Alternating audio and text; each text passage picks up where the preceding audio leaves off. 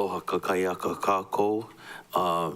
Welcome, and will the WASUP committee meeting of Monday, January 26, 2026, please come to order. It is 9:02. I'm Shane Sinensi, your committee chair. Mahalo members for joining us this morning. And just for as a reminder for members of the public to please silence your cell phones or any noise-making devices. Members, in accordance with the Sunshine Law, if you're not in the council chamber, please identify by name who, if anyone, is in the room, vehicle, or workspace with you today, and minors do not need to be identified. Please see the last page of the agenda for information on meeting connectivity. Joining us this morning, we have Committee Vice Chair Gabe Johnson. Aloha kakayaka. Aloha and good morning, Chair, Council members, committee members. There's no testifiers here at the Lanai District. I'm alone on my side of the office in this beautiful day where the birds are singing and the dogs are snoring. So I'm here and ready to work, Chair. Great. Mahalo for joining us this Monday morning. Also joining us in the chambers, we have Member Kawanoi Batangan. Aloha and good morning. Aloha, good morning, Chair. Also joining us this morning in the chambers, we have Member Tom Cook. Aloha kakayaka. Aloha kakayaka. Good morning. And looking forward to your meeting. There's currently no testifiers in Kihei, but our staff is there. Thank you. Mahalo for joining us. We're still waiting on Chair Lee, who will join us in a little bit. Also in the chambers, we have Councilmember Tamara Paulton. Aloha kakayaka. Aloha kakayaka kako. Mahalo. Also online, we see Member Kiani Rollins Fernandez. Aloha kakayaka yaoi. Aloha kakayaka kako. I'm Molokai Nui Ahina. I'm at my private residence, alone here.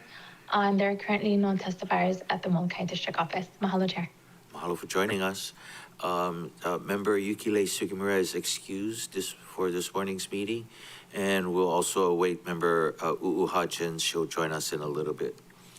From the Department of Human Concerns, we have Ms. Jessica Kraus, Acting Department Director, and she'll be joining us for the first item, both. Okay. From the Department of Housing, we have Ms. Cassie Yamashita, our County Housing Program Administrator. Joining us also this morning from the council floor, we have Ms. Murakami, our Deputy Corporation Counsel. Good morning. Good morning, Chair. Morning. And our committee staff members helping to conduct this morning's meeting, we have Ms. Griselda Paranara. Aloha. Ms. Clarissa McDonald. Good morning. Ms. Ellen McKinley. Ms. Megan Moniz, Ms. Leigh Deneen, and Ms. Janine Pokipala. Welcome, everyone. Members, on today's item, we have two items: an update on the eviction, mediation, and related social services, WASUP 1 Parent 15, and our second item, child abuse and human trafficking prevention in Maui County, WASUP Item 1 Parent 16. Members, without objection to WASUP 115, I will be designated the following as resources under Rule 18A of the Rules of the Council because of their expertise on the eviction mediation process and state's upcoming pilot project. We have Ms. Bavon Bowers, Executive Director of Maui Mediation Services. Mr. Ernest De Lima, Deputy Chief Court Administrator for the Second Circuit. Ms. Malia Ferreira, our Assistant Court Administrator. Ms. Keala Kaupuiki Santos, the Project Manager, Office of Wellness and Resilience, Office of the Governor, and Mr. Scott Watanabe, Acting Interim Managing Attorney, Legal Aid Society of Hawaii. For WASUP 116, without objection, I will designate the following as resources under Rule 18A because of their expertise on child abuse and human trafficking prevention in Maui County. We have Ms. Deb Marwa, Coordinator of Ho'oikaika Partnership, and Kayla Kutaka, the Program Director for Parents and Children Together. Any objections, members? Thank you. We can begin. Oh, I do see Chair Lee. Aloha kakahiaka. Aloha, Chair. Thanks for joining us. Let's begin with public testimony. Do we have anyone to provide testimony? Chair, no one has yet signed up to testify at the beginning of the meeting. Okay, let me know, and then I can go through the summary. Would you like to close testimony for the beginning of the meeting, Chair? Sure. Anyone wishing to provide testimony? Want to do a countdown? Chair, since no one has signed up to testify, if anyone would like to testify, please come to the podium or raise your hand on Teams. The countdown is 3, 2, 1. Seeing none, Chair, no one has indicated they'd like to testify at this time. Okay, let's proceed with our first agenda item. Members, today's first item is an update on eviction, mediation, and related social services. You know, we're happy to hear that the FEMA extension will be for another year. Mahalo for that. However, many of our Maui County residents still experience housing insecurity. And so last year, the committee discussed Act 202's implementation following the end of Maui Island's eviction moratorium. Act 202 started on February 5th, 2025, and established a free state-funded mediation-based process for resolving rent disputes between landlords and their tenants before going to court. This year, a new program takes effect. On February 5th, 2026, Act 278 will begin. It establishes a 2-year pilot program that also requires mediation between landlords and their tenants before eviction proceeds for non-payment of rent. Copies of Acts 202 and 278 are available on Granicus.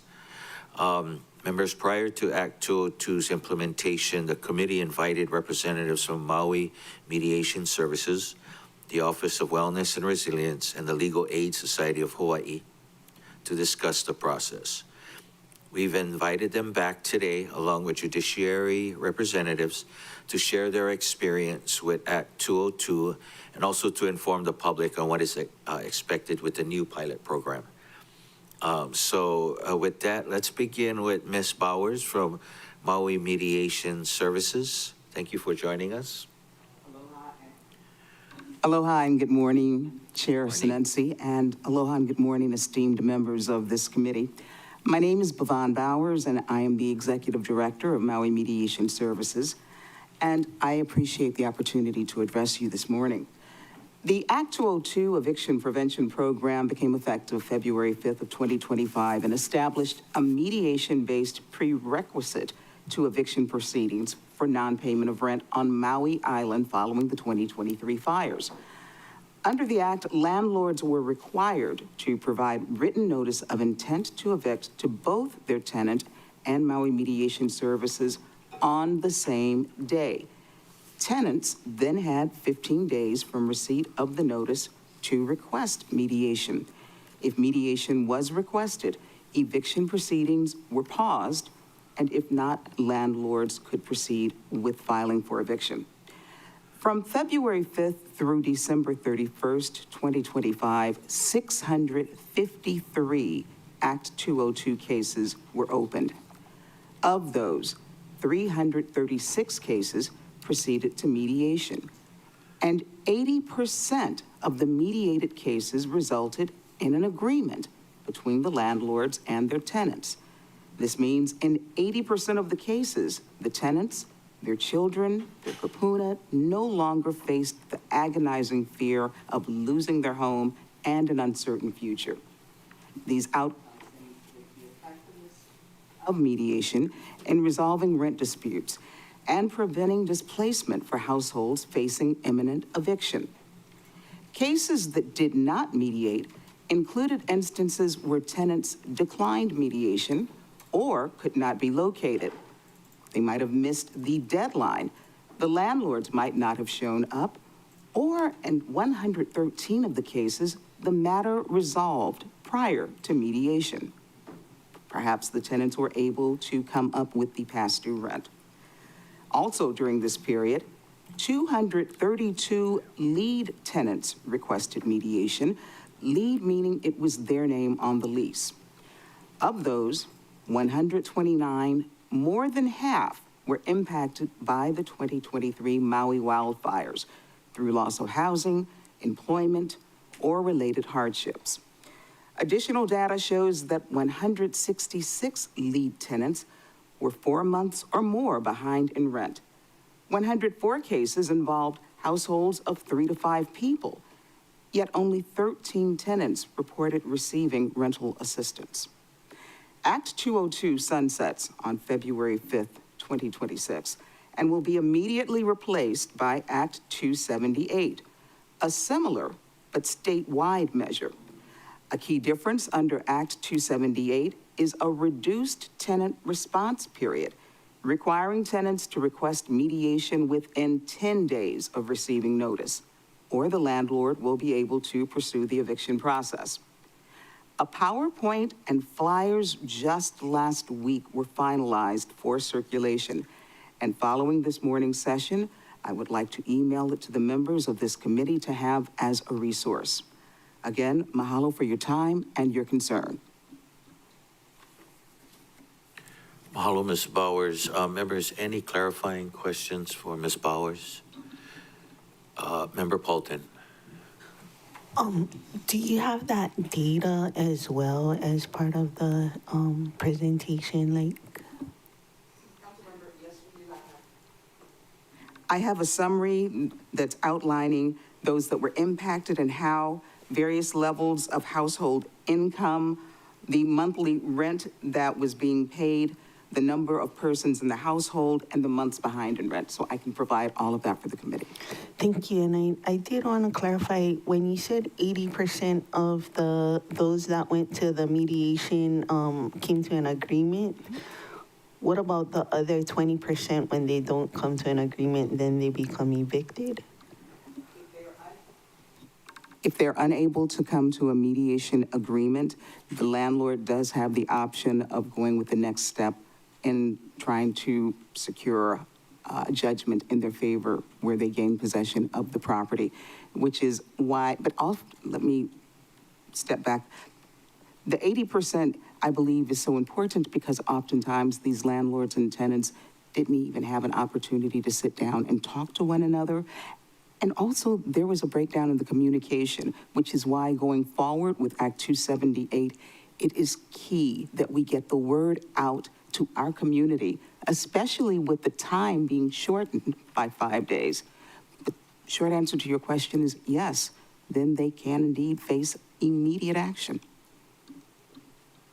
And for the 336 that reached out for mediation, you had enough resources to support everybody that reached out? Would you have the capacity if the entire 653-ish had We reached did out? indeed make plans, Councilmember, to be able to accommodate bringing in extra resources. We realized the importance of dealing with this in a timely manner because had we not, that would give the landlords an even greater weapon because it would be a weaponization. So we stayed on top of it. And oftentimes we have the support of our judges because if a tenant did find themselves in court and requested mediation, many times they would be re-referred. Thank you, Chair. Chair Lee. Thank you. Good morning, Judge Bowers. I was wondering, when you mentioned households, did you also mean residential programs such as the shelter, Aloha House, other places? When we were mentioning households, if they were living in the shelter, we recorded their residence. We did not have anyone coming from residential programs, but yes, indeed, from the shelter, because oftentimes there were rent payments that were required. Okay, thank you. Okay. Mahalo, members. Next, thank you for that information. Online, we have Mr. De Lima and Ms. Ferreira from the judiciary.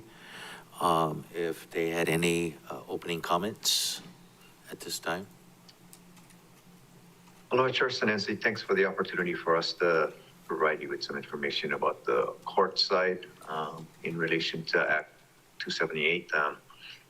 So currently statewide, the judiciary is working on updating its website and documents in relation to the unpaid rent complaint for Act 278. We also have some other processes that we're working on. Basically notice to the parties and then some other supplemental documents that are going to be available both online as well as in person if they choose to come to the courthouse here to pick up those documents. We anticipate that those things are going to be available February 4th through the judiciary's website and here in person as well at the service center for parties who may feel it's necessary to utilize Act 278. And as we've gone through Act 202, we have some familiarity with the process. So our courts are familiar with how to, kind of roll this out in the most appropriate way. We are obviously working with Bavan and Maui Mediation Services. And throughout the state, judiciary is working with the various mediation services on the different islands to implement Act 278 as well. So I think that's primarily the information that we have at this time. If you're interested, we can definitely send you those documents as we complete them so that you have that information as well. We'd be definitely willing to share that with you if you think that would be appropriate. Mahalo. Yes, mahalo, Mr. De Lima. Thank you for that. The chair would like to recognize Member Uu Hutchins. Aloha and welcome. Aloha, Chair. Thank you. Okay, next, members, we have Ms. Kaupuiki Santos from the Office of Wellness and Resilience. Is there anything that you'd like to share with us this morning? Aloha mai kakou. I believe Ms. Bowers and Mr. De Lima shared all of the data and information regarding Act 278. Our office really became involved with Act 202 because as the governor's eviction moratorium was ending, we were asked to work with the judiciary and the governor's housing office to disseminate information to the community about the changes. So we'll go ahead and work with Maui Mediation again to share out the different PowerPoint presentations information that Ms. Bowers has created to share with the public. We have a bi-weekly meeting with folks that work directly with survivors in the community, and we'll get information out via those channels as well. And just want to thank again the judiciary and Maui Mediation for their support of our community during this time. Mahalo. All right, mahalo, Ms. Kaupuiki Santos. Members, we also have Mr. Watanabe from the Legal Aid Society of Hawaii. And so he's available if you have any opening comments. Thank you, Mr. Chair and committee members. I think that Ms. Bowers has spoken to the majority of the issues that concern us. One of the major concerns that we do have at Legal Aid Society is making sure that our tenants understand that timeline of 10 days. Unfortunately, we see a lot of times where they'll get a 45-day notice and we won't hear from them until day 42. So it's very concerning for us that we've gone from what normally would be 15 days under Act 202, now we're down to 10 calendar days. So it does concern us that our clients understand that 10 days is a hard line for them. If they don't make it within that timeline, they don't get this option working for them any longer. Additionally, I have a little bit of concern about getting things done within the 30 days after notification from Maui Mediation, simply because hopefully they'll be able to get everybody in the doors. But we know there are a lot of people out there that have back rent due. So we do have some concerns that things are going to pick up and we're going to see a lot more of these cases over the coming months. But we do think that this is a good opportunity for our tenants, as it does create a little bit of a buffer zone for them to be able to start looking for new housing instead of possibly looking at a writ of possession within a week if they can't make the rent trust fund payments. Okay, mahalo, Mr. Watanabe. We have a clarifying question from Member Bolton. How do you count the 10 days? Is it 10 days from the date of the written notice of eviction or 10 days from the end, the 45 days? So under Act 278, it's the day it's posted at the residence, or it's 2 days after the postmark date if it's put into the mail. So that timer is going to start ticking off immediately. Additionally, we do have some concerns about tenants who might have a posting on their door and may miss a couple of days if they're not home necessarily. So that is a concern also. So that timeline is very short. And would it apply also to FEMA?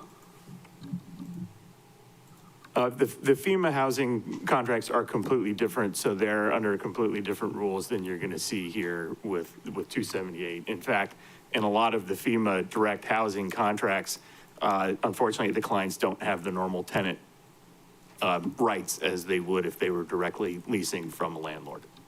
Thank you. Okay, members,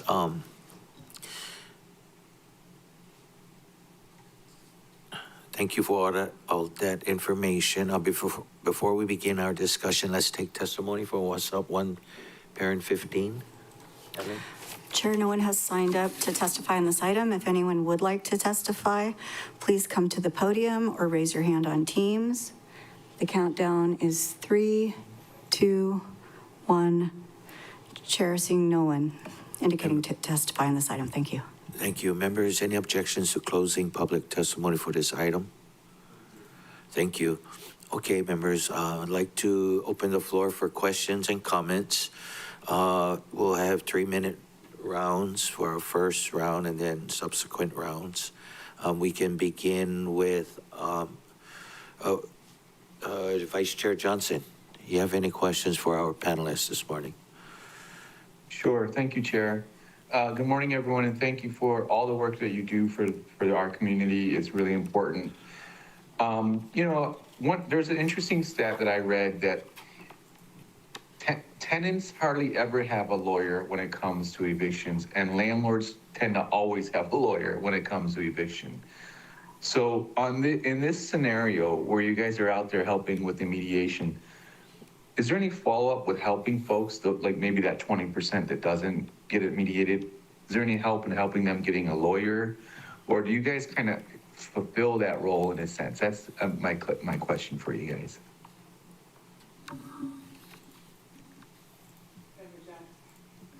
Member Johnson, what we do is immediately refer clients seeking representation to legal aid.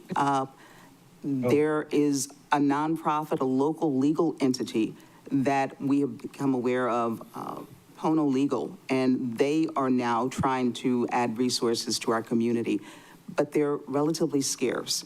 We do have the self-help service where volunteer attorneys will answer singular questions and give information, but that's not representation.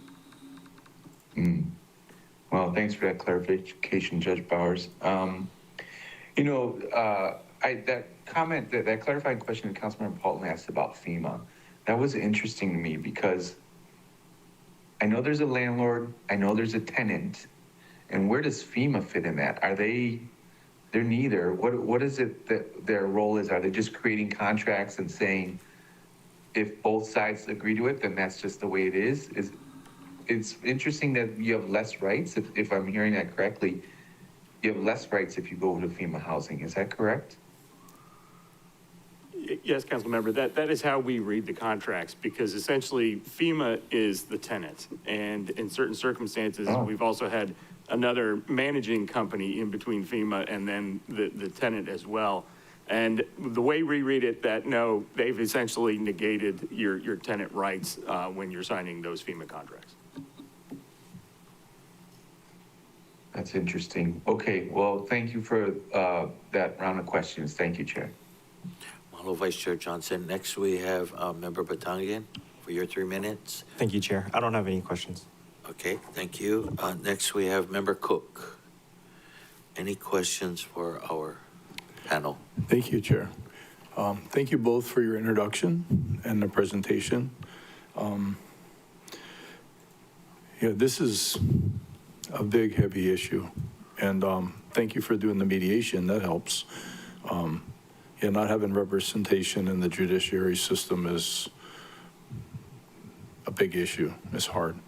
So I'm curious, from the statistics that you have, do you have any information of number of people who have moved on a state through this process?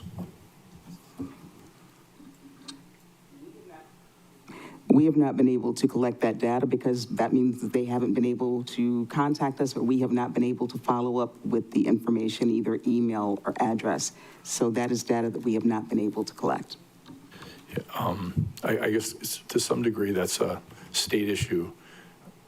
I'm not, and I think a lot of people aren't into extreme government oversight, but it'd be really nice if our government could have statistics about impact from legislation and rules and laws that are affecting us like this.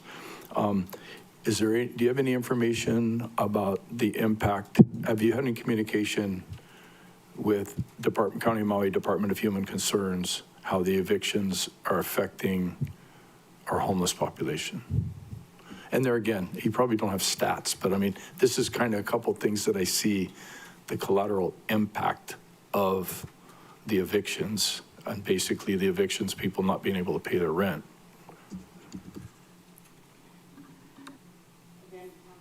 Committee member, that is not information that we would be collecting, more so the Housing Hui or organizations that are in touch with those in our houseless community and have numbers that can back up the devastation that our community is undergoing right now, where they are, where they're moving to. They might even have more information about who's leaving the island. Thanks. I am aware that some of these questions aren't necessarily answers you'd have, but it's the opportunity while we're having this conversation to bring them to light, because this is some of the collateral impact of it. I appreciate you bringing this up, because right now we are forming a stakeholders group, and it's happening across the state, but also here for Maui County, where all of those, not necessarily tied with mediation, but again, talking with those that are houseless, talking with those that may have some type of rental assistance, we all would like them at the table to share our information and not operate in silos. Thanks. I've talked to people, I know people who rent homes, and they're in the pinch also, basically being able to keep their house. I mean, people who are renting the houses to people who are facing eviction. Thank you, Chair. Member Cook, would you want us to forward your questions to the department on behalf of the committee? Yeah, please. Thank you. Okay. Next, we have Chair Lee. I have a question for you first. Is one of the purposes of today's meeting and this presentation is to gather information for budget purposes? You know, that could be an option.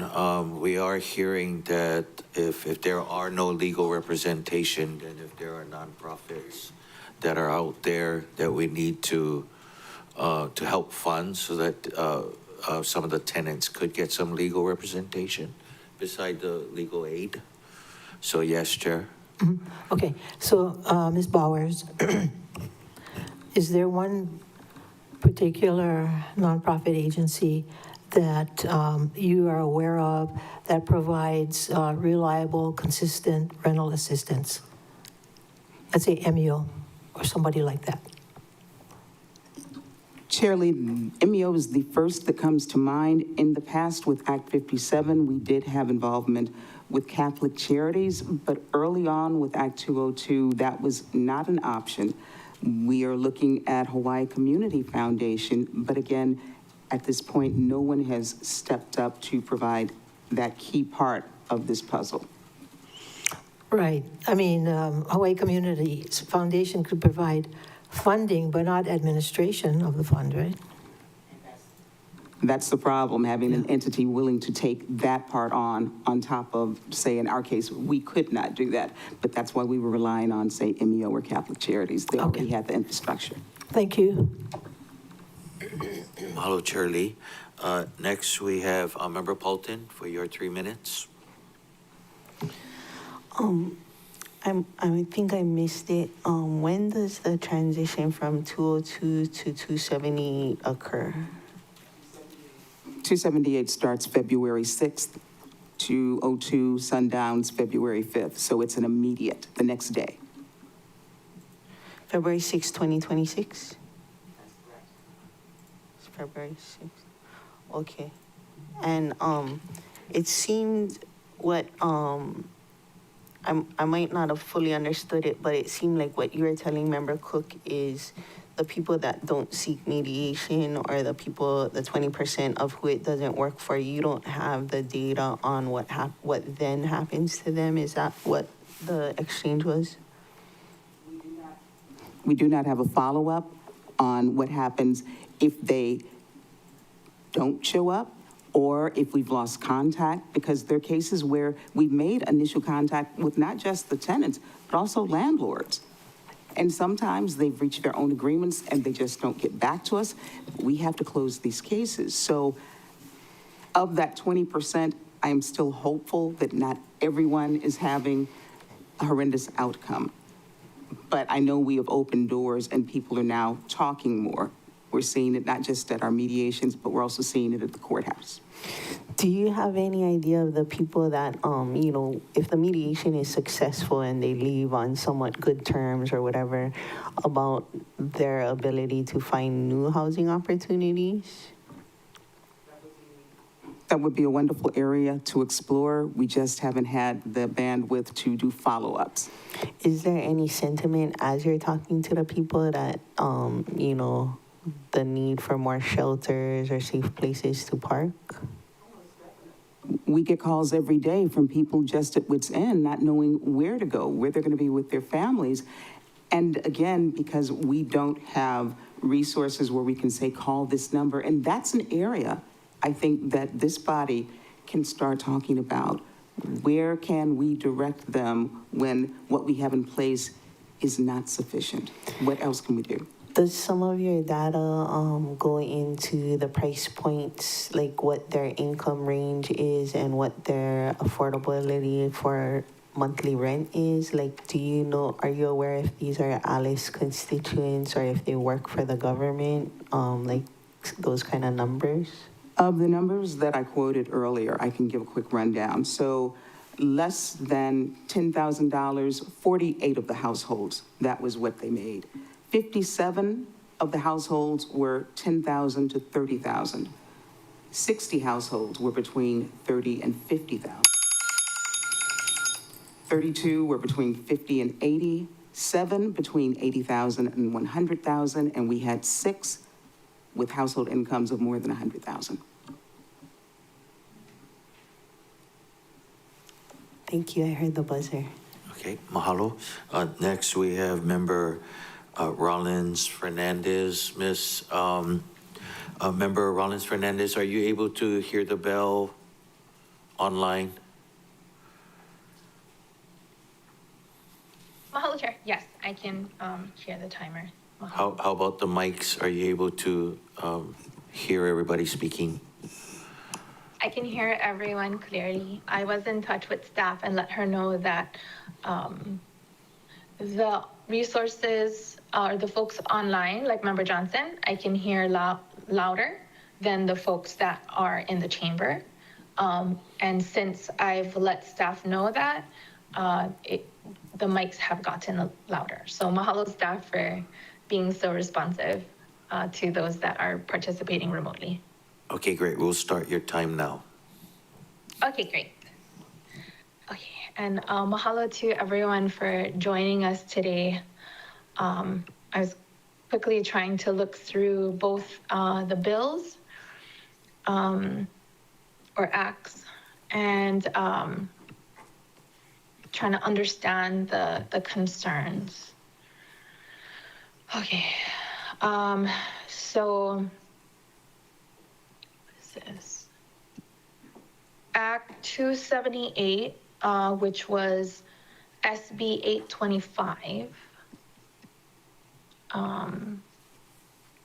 will replace Act 202, and it'll be Pae'aina-wide.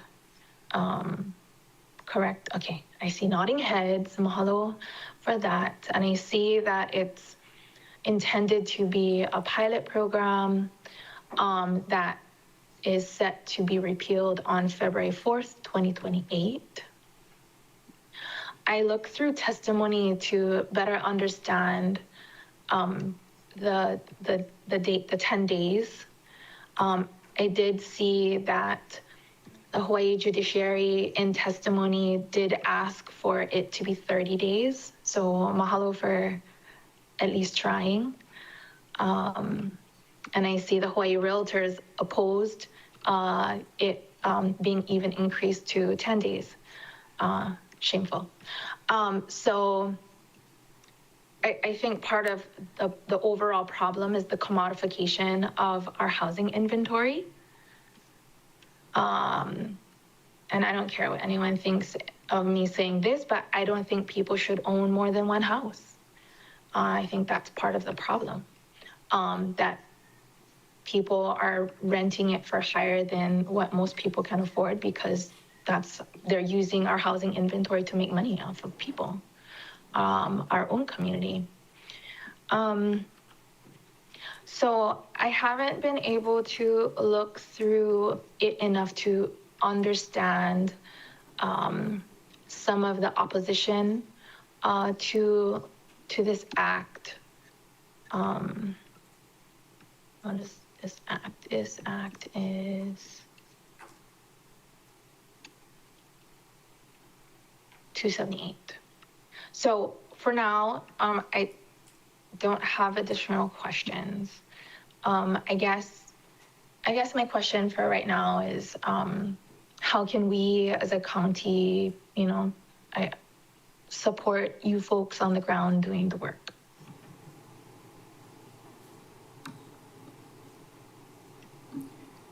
I would say any and all ways to get the word out is most important, especially when we have this slender timeline, because what we did find out through the Act 202 was sometimes the tenants just didn't know, and believe it or not, a lot of times the landlords didn't know. For instance, they didn't know Maui Mediation had to get it the exact same day, or the timing didn't count. They didn't know they had to include all of the information on the form, or it would delay it. So you've got landlords that are upset that are trying to get the rents that they are owed, and you've got the tenants that are upset because they don't want to be on the streets. So getting the word out is key, and when there's no money for marketing, however we can do it, coconut wireless, ground neighbor to neighbor, it needs to happen. Mahalo, Ms. Bowers. So it sounds like the same thing from when we were discussing Act 202, just getting the word out. Mahalo for that. Mahalo, Chair. Mahalo, Member Rollins Fernandez. And Judge Bowers did receive a handout, so we're going to be posting that on the website, just for more information on the program. Next, we have Member Hodgins for your opportunity. Thank you, Chair. Thank you so much for being with us today. Sorry I missed the beginning part of your presentation, but would you please restate the income stats you gave Member Paulton so I can write it down? Our household incomes, we Yes. had 48 households with incomes of less than $10,000. Okay. 57 households with incomes of $10,000 to $30,000. 60 households with incomes of $30,000 to $50,000. 32 households with incomes of $50,000 to $80,000, and 7 households with incomes between $80,000 and $100,000. And finally, 6 households with incomes of more than 100,000. I also have stats on the monthly rent amounts Yes. and the months behind in rent. Would you mind sharing that, please? The monthly rent amounts. 34 households had monthly rent less than $1,000. 170 households had monthly rents between $1,000 and $3,000. 21 households had a monthly rent between $3,000 and $5,000, and 3 households had a monthly rent of more than $5,000. I know you just said that. Can you please provide that in writing as well to the committee? I would appreciate it. I will be providing the summary sheet that also includes Thank the you. number of people in household and the months behind. That'd be super great.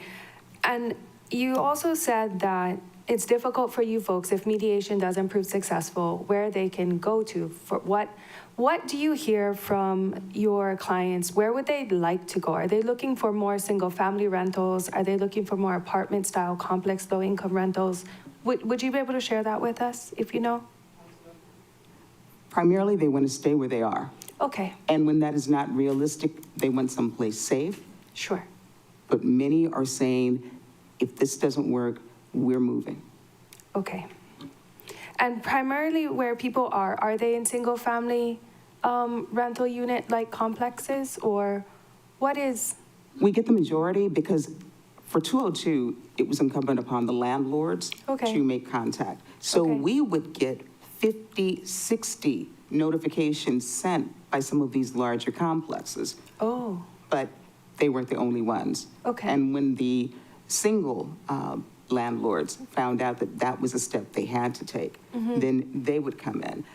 I am sure with my staff, I could go through how many were complexes because we have a detailed listing month by month of who contacted us, both the landlord and the tenant, and the information that we were able to compute for the summaries that I have. Okay. But I would assume that the Both. majority are indeed complexes. okay. Okay. Thank you. Okay, Mahalo Member Ugu Hodgins. I just had some follow-up questions, Judge Bowers.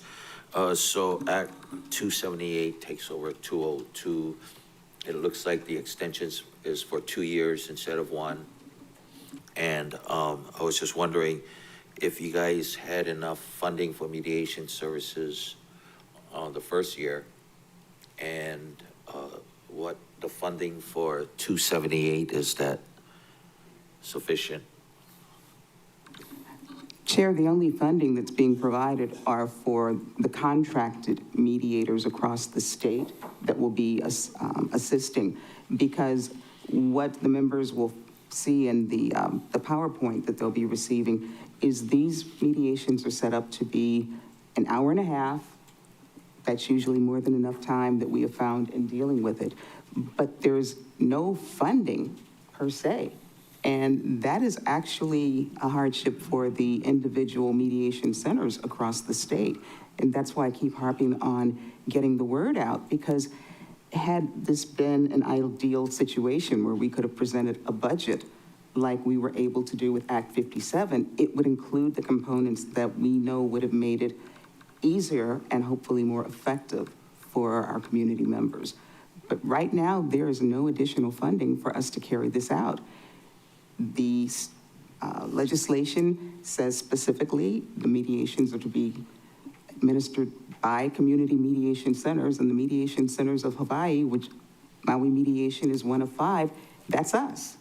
But there is nothing added to ease the financial challenge that this is going to be bringing on. Okay, and so those applicants to 202 would likely continue in 278? I'm not going to say continue, and that may be a question for the judiciary and Mr. DeLima about conversions. I'm thinking if it was filed under 202, it is 202, but at the stroke of midnight on February 6th, there needs to be the posting by the landlord on the door of the tenant and to Maui Mediation. And what the members will find is this act is actually driven online. There is a dedicated site statewide that landlords are going to be asked to contact. And then that site is going to send out the cases to the 5 different centers across the state. Because not everybody's going to be able to do the mediations online. And for that, if you're in Maui County, then you will be coming to our office, or we will have a Zoom set up if it's a hybrid, say a landlord on the continent somewhere. We will still have it accessible for those that maybe aren't digitally literate. So we want no one to miss out on this opportunity. Mr. De Lima, so if you were on 202, you would have to reapply for 278? Correct, yeah, so 202 expires, right, on February 4th, right? You know, so any new proceedings would have to be done under Act 278 at that point. Our understanding is that it takes effect, and Bhavan may be correct on this, but our understanding, it takes effect on February 5th, and that's what we're planning for our rollout in the judiciary, is February 5th to implement Act 278. And the current applicants have been already informed of its sunset date? So our plan is to update our judiciary website.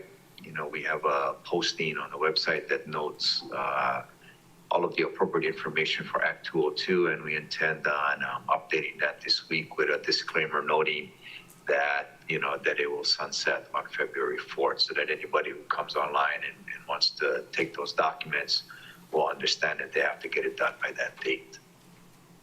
Okay, thank you for that. Members, any questions for a second round? I do see Vice Chair Johnson and Chair Lee. Okay, thank you, Chair. Very interesting discussion. I always try to find a role for us as council and council members where we fit in. One of the things I'm curious is how instrumental is the county rental assistance, the programs that we have to help settle the disputes between the landlords. How's it helping with just that kind of money? Is there any feedback on the programs that we have? You know, that county rental assistance, I think, is $4.35 million in the budget that they issue out to MEO, Kealoha, Aloha House. And I'm just curious, is that enough, and how has that worked with you guys? Have you guys worked with those folks on, you know, I'm curious on our end, is the rental assistance big enough? Has it been flowing easy working with those groups? Because we do have the money, I think. If it's not enough, then let's talk about it during budget.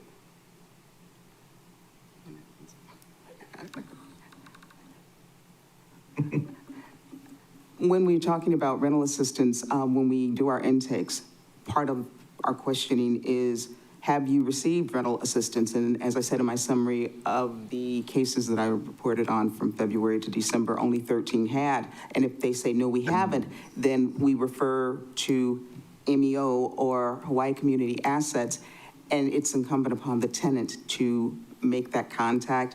We don't do a handoff. We just try to give them a number, if possible, a person's name, but we don't have a back and forth sharing about who can qualify, what the requirements are, did they do it? Yeah. Okay. And I would say that our experience is very similar. However, what we have heard from our clients is that currently there is no rental assistance available from any of the groups. And unfortunately, without having direct contact with those groups, I can't really speak to that other than anecdotally from what my clients are telling me. Well, that's good to tell us as a body, because we can look into that. So thanks for that. The last thing I want to ask is, Judge Bowers kept speaking about getting the word out. Well, this is the body where you got the bully pulpit, right? So we've got the, if you guys want to send us some of that information, flyers is always good. You know, send it to the committee and we'll spread the word. You know, we're sometimes on Akaku television with the public services announcements. Maybe we can do something like that. I'm willing to, you know, you can reach out to me on whatever you guys want us to do. We'll try to, you know, get the word out, because it sounds like that was, you mentioned it a few times, Judge. So that sounds to me that if that's what you guys really want us to do, just reach out to me and I'll try to do what I can. But I'm sure the body, we all want to help on this kind of thing. Thank you. Thank you. That would be most effective and most appreciated. Chair Lee? Yeah, Judge Bowers, couple things. When you were giving us those statistics, were those numbers households versus income and households versus rent? Were the bottom line totals supposed to match? No, ma'am. And Oh. this is why. Sometimes people didn't give us all the information, or they would stop mid-intake. So that's why we had varying totals, and yet the majority did provide that information. Okay. The other part of my question is, I think most of the council members would be very happy to support any rental assistance programs, because we already do. But my concern is that we not create a situation where we continually support them so they don't become supportive of themselves. So there's got to be some kind of teaching and preparing and training people to become more self-reliant. Because if we continue to support and subsidize the same people, then there are fewer people we can help in the long run. The idea is to help people so that they can move forward and we can help the next group. You know, so do we have, besides a nonprofit that just gives out rental assistance, do we have a nonprofit that trains people to become more self-sufficient? Shirley, when I first started with Maui Mediation about 10 years ago, there was consumer crediting in the Cameron Center. There were resources to help people get financially literate. At this time, unless there is something going on with MEO, I am not aware of a service and agency offering that type of assistance. And it's greatly needed because we see clients coming in and they're spending their household incomes on non-necessities. And it's not our role to say, well, why aren't you doing this instead of that? But they need that type of instruction, the guidance. That would be most helpful. And my final question is, when you talked about statistics earlier, you mentioned, I think you mentioned 80% success rate? That's correct. So I'm assuming that the tenant and the landlord were able to agree upon a payment plan of some kind.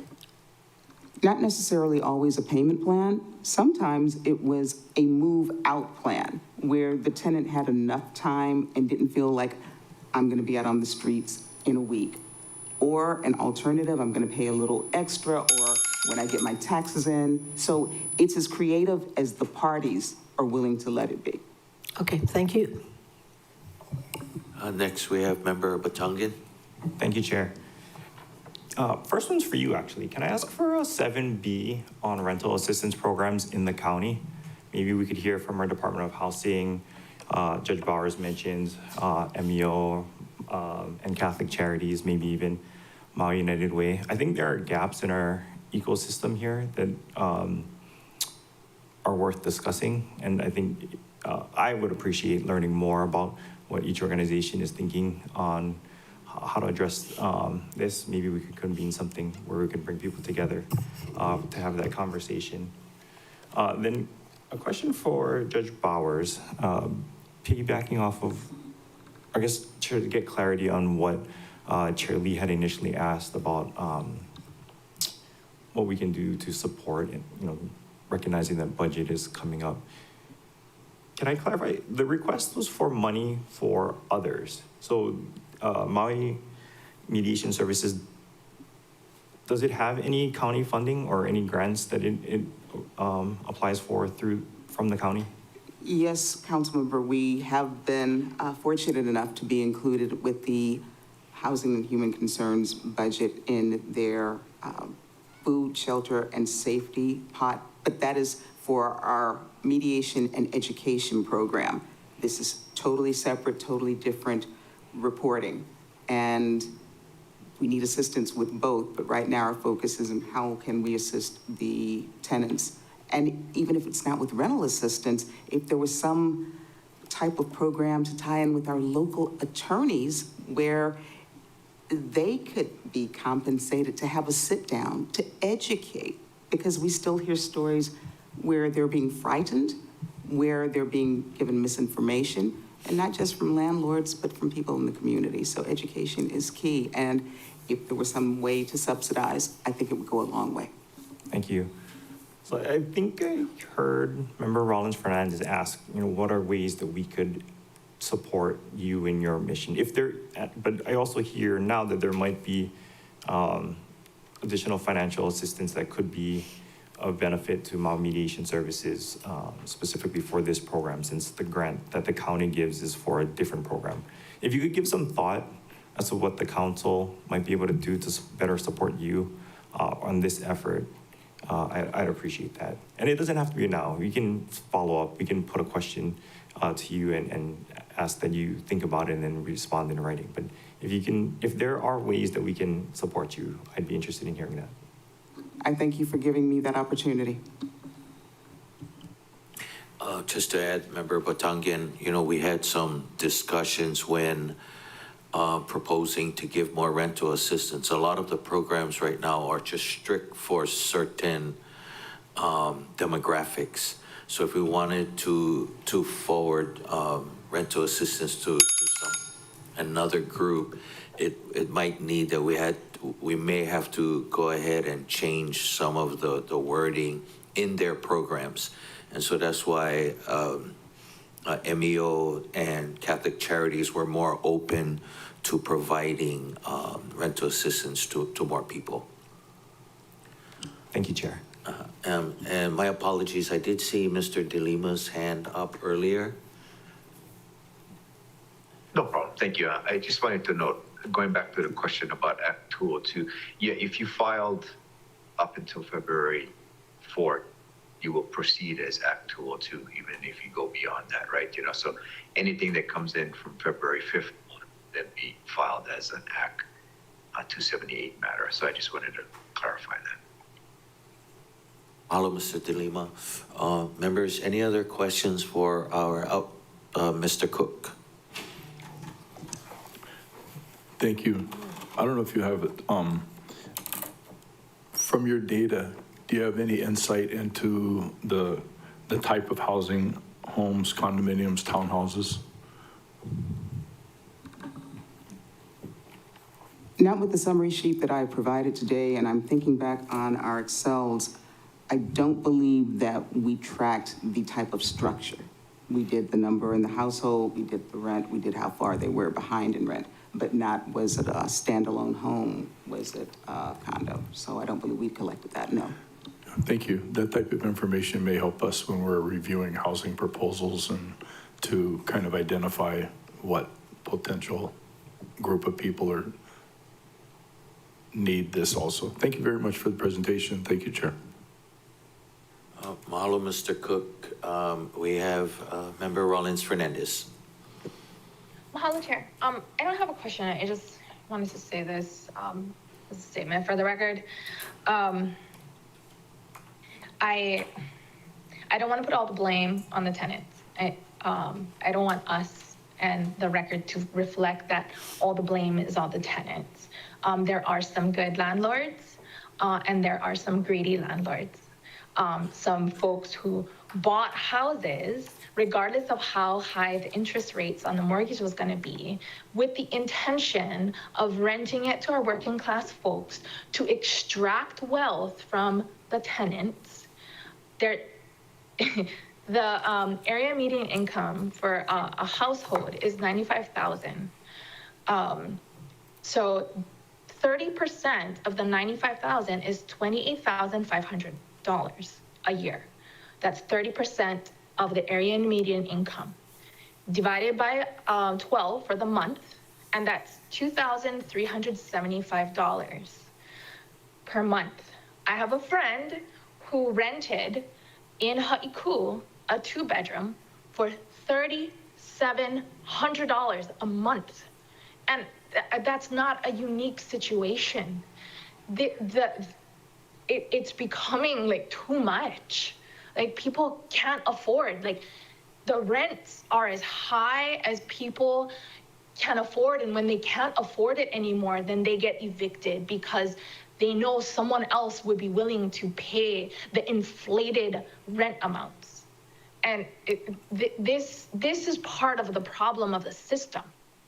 And I don't want us to just think, oh, the tenants are like somehow failing to be able to make enough money to pay the rents. In some situations, perhaps that is the case. But the system that we have now is failing our people. That's what it is. Mahalo, Chair.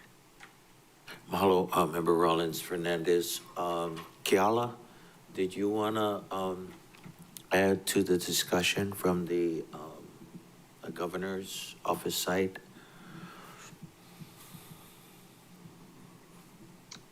I don't want to speak on behalf of the governor's office, but I can speak on behalf of the calls that we have regularly with those working directly with community. My knowledge as far as the rental assistance programs go are that they are quite limited and typically run for about 4 to 6 months maximum. And so I'm not sure right now that is, well, I don't personally feel like that is necessarily a long-term solution for folks. And I don't think in addressing Councilmember Lee's question, I don't think right now that that's creating reliance on these rental assistance programs, although I do agree that you know, some type of counseling or education, you know, financial education program paired with rental assistance would be really excellent. But there is a need for more rental assistance, for sure. Mahalo for that. Members. I'm sorry, one more? Go ahead. I'm so sorry, Councilmember Sinesi. One more thing that I wanted to throw out there. So I know there was mention about wanting to know, you know, data tracking folks that have been a part of mediation and, you know, where they go afterwards. And so I think this has been a need, you know, since the fire, is being able to track. And I realize that this program doesn't just assist survivors, but there has been a need to be able to track folks, you know, and to be able to know where they're going, what their ongoing needs are. And so if there was ever some additional funding that could go out to perhaps an opt-in program where community members could choose to opt in to some type of like two-way communication program where they could share, you know, kind of their demographics and what their needs are, and where they also would be able to find out what some of the assistance available is to them. There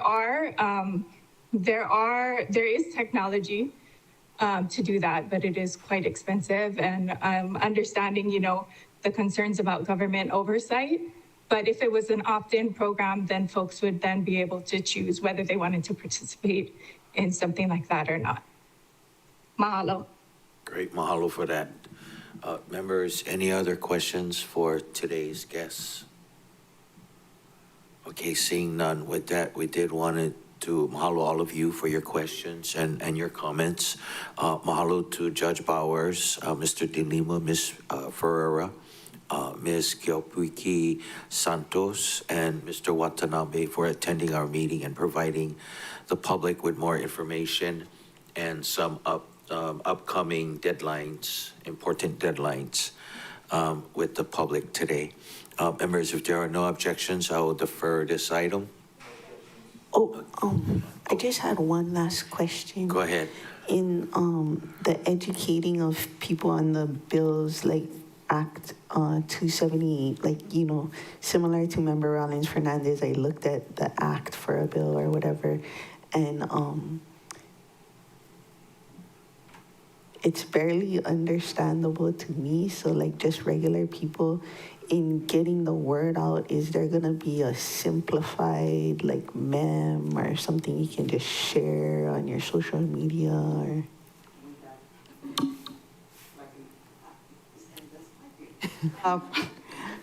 Like in Acts 202, council member, we have a breakout simple form for both the landlord and the tenant.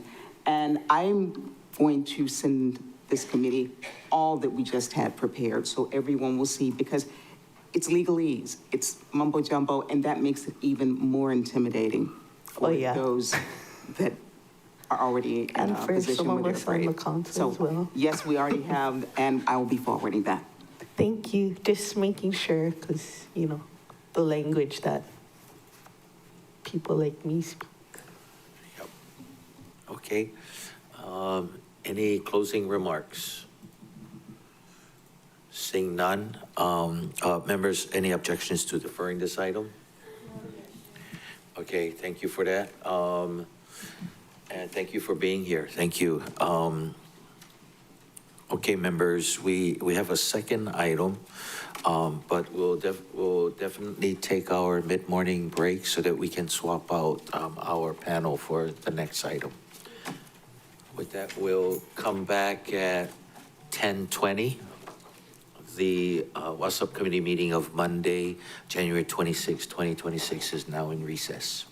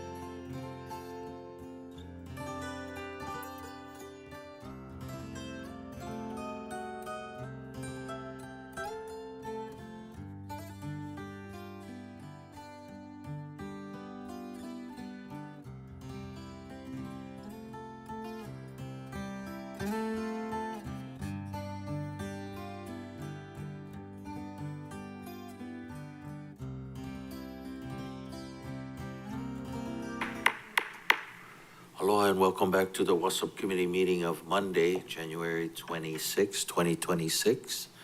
Mahalo for that quick break, members. For our second item, WASUP 1 Parent 16, Child Abuse and Human Trafficking Prevention in Maui County. Members, January is nationally recognized as Human Trafficking Prevention Month to raise awareness on how to identify and prevent this crime from occurring. There are estimated to be more than 27.6 million adults and children around the world subjected to human trafficking. Traffickers often take advantage of instability caused by natural disasters, conflict, or a pandemic to exploit others.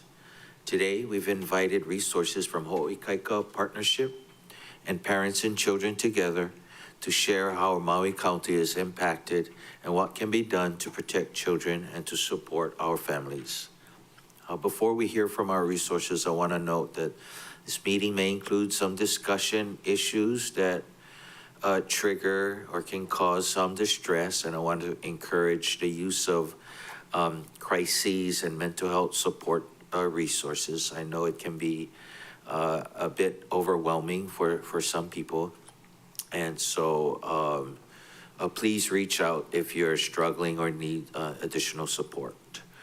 We do have the Hawaii Cares at 988 or call PAC 24/7 Crisis Shelter Hotline at 808-526-2200 or the Trafficking Victim Assistance Program at 808-721-9614. With that, we have Ms. Marwa from Ho'okaika Partnership. Thank you for joining us this morning. And you can go ahead and begin your presentation.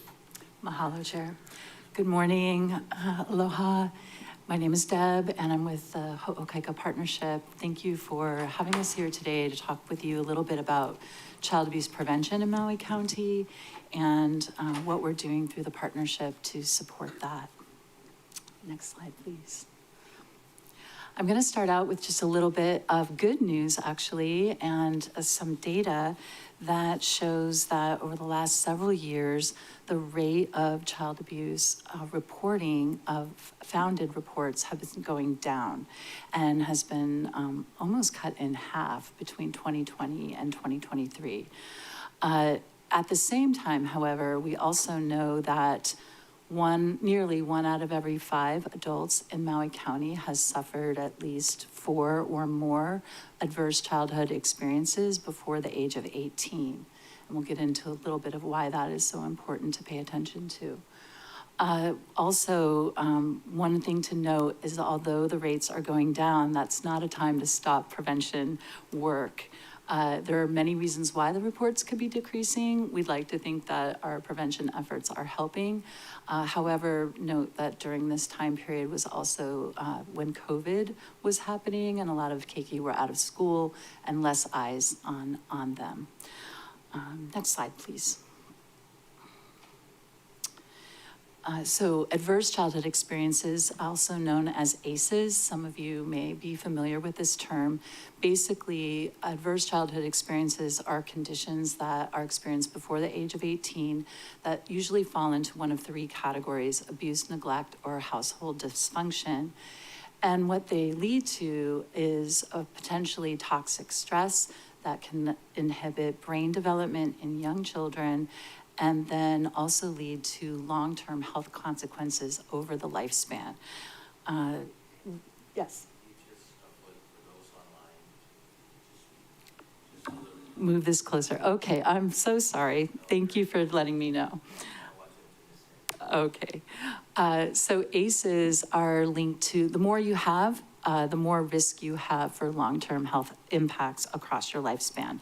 The good news, though, is that ACEs can be preventable and by protective factors. Next slide, please. And that's what Ho'okaika Partnership operates as. So we are a coalition of organizations, both community-based nonprofits, government agencies, educational institutions, philanthropy, all working together to prevent child abuse and neglect and strengthen families across Maui County.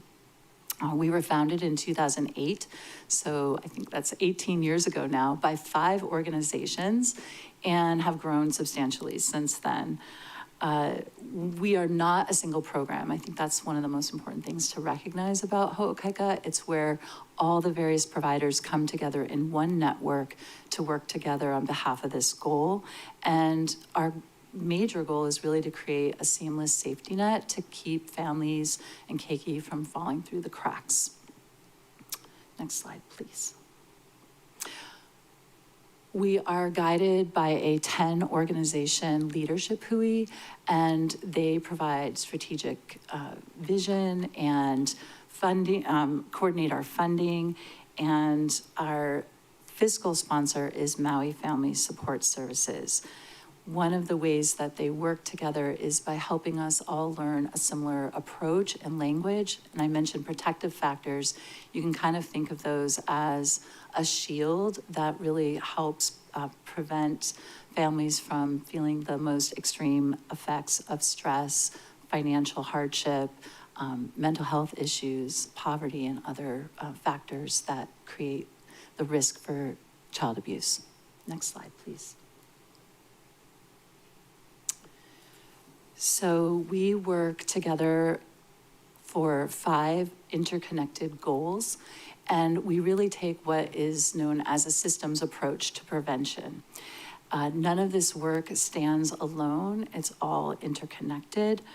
And what we are really trying to do is make sure that we are not duplicating services, that we're working in alignment and not working in silos. Next slide, please. So I'm going to stick on this slide for just a moment so that you can see how we kind of visualize this integrated system.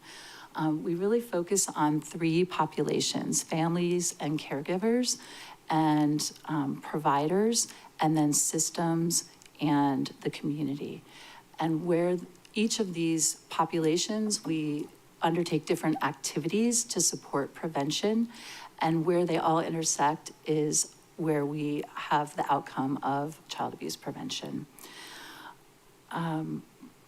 This is supported by that foundation of a leadership hui, and some of the functions that they're really critical for is coordination, relationship building, data collection, and sustainability.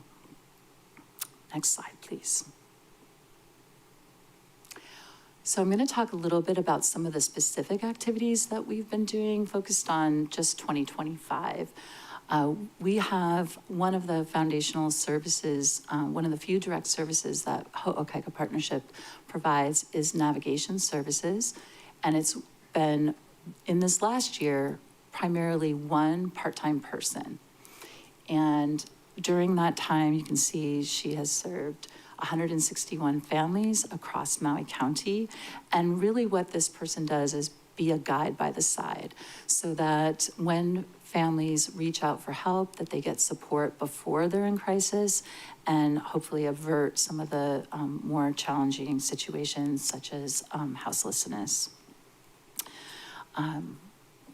You can also see from this slide that the cost of living, which we've heard a lot about in the previous session, is really reflected in the kinds of support that people are requesting. And next slide, please. Community engagement is really the first kind of opens the door to the navigation services. It's often the place where people first come in contact with many of the organizations that work within the partnership and with our navigator. And so they're more than a feel-good activity. They're really a place that is a learning hub, both for learning about community resources and also for putting a face to the name of our local providers and a way to build trust. It's also a distribution hub for necessary items that really help families get through the month. Next slide, please. Our public education campaign is really the foundation of kind of helping everyone across Maui County really understand what it takes to prevent child abuse, both at a community level and in the home. And this is where we lift up protective factors and we normalize help seeking. So there can be a lot of stigma attached. It can be very difficult to reach out and ask for help. And we really want people to understand there's no shame. Everyone needs help sometimes. And we base this work on national models that are adopted for our island and Maui context. And an example of that, again, is the protective factors. You can see down the left-hand side, some of the concepts here can be really academic. Social and emotional competence in children, for example. What does that mean? So we've tried to create family-friendly language that communicates those concepts in a way that resonates with people. So Show Keiki Aloha is a way to talk about how do we teach our keiki to have solid relationships. The national Talk, Read, Sing, Talking is Teaching campaign is, we've been the first county in the state of Hawaii to bring this to our families here, and it really is a way to encourage families to remember that they are their keiki's first teachers, and that by talking, singing, and reading to your children every day, that is a protective factor, and it can help, again, be a buffer to some of the stressful situations we know our families are facing. Next slide, please.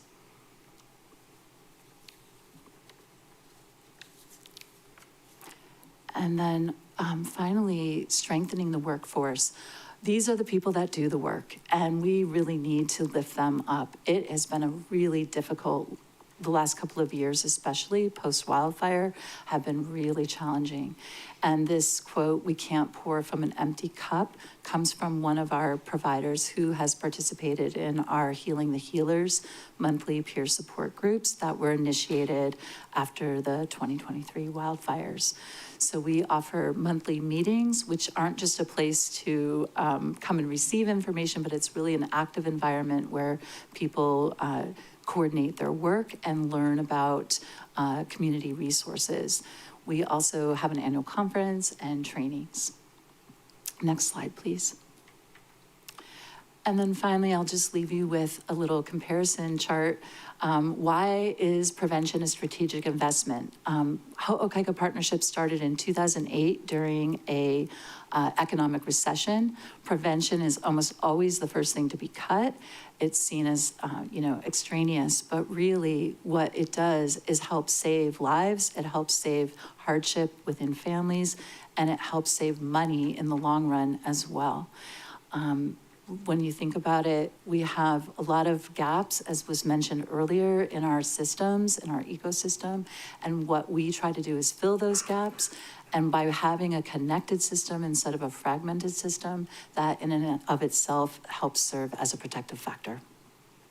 Happy to answer more questions and talk with you about this further. Really thank you all for your support over the last few years, especially as we come to you during Child Abuse Prevention Month. And you've acknowledged the importance of that work. Mahalo. Mahalo, Deb, for that information. Next, members, we have Ms. Kutaka from Parents and Children Together for her presentation. Aloha mai kako. Does that work? Aloha. Aloha. I'm Kayla Kutaka, and I represent an organization called Parents and Children Together. Our organization is dedicated to improving the lives of Hawaii's children, individuals, families, for more than 5 decades here in Hawaii. Today, I was asked to provide an overview of sex trafficking and data on its prevalence here in Maui County. As was said by Councilmember Senensi, I also want to acknowledge that this month is Human Trafficking Awareness Month. Today's presentation is grounded in the understanding that trafficking is real, an ongoing issue affecting individuals and communities everywhere, and awareness is one of the first steps toward prevention and support. Could I get some support with the presentation? Mahalo. I can continue to riff. Oh no, okay. Wonderful. So I'll start off this presentation. I'll give you a heads up. There's quite a bit of data and information, but I'm happy to unpack and support in any way possible. But I'll start off by providing some alignment just to ensure that we're all speaking consistently about trafficking, about what this topic is. So the Trafficking Victim Protections Act of 2000 defines trafficking as a commercial sex act. So if we think commercial, we're thinking there's an exchange of goods, right? The act is induced by force, fraud, or coercion. So for a victim over 18, so an adult, to be considered a victim or a survivor of trafficking, this would need to involve, number one, force. So we're thinking physical violence, assault, use of drugs or other substances are involved. Or two, fraud. In these situations, we think of what we call grooming. So these are the victims who are told on social media that they're going to be a model, who they think that they're in a relationship with this person and may feel love and affection toward their trafficker. Or three, which is coercion, meaning blackmail, debt bondage, threats to family members, etc. Another point to make here with this act is that for a victim under the age of 18, in order for prosecution to occur, force, fraud, or coercion does not need to be present, only that there is a commercial exchange of a minor. Next slide, please.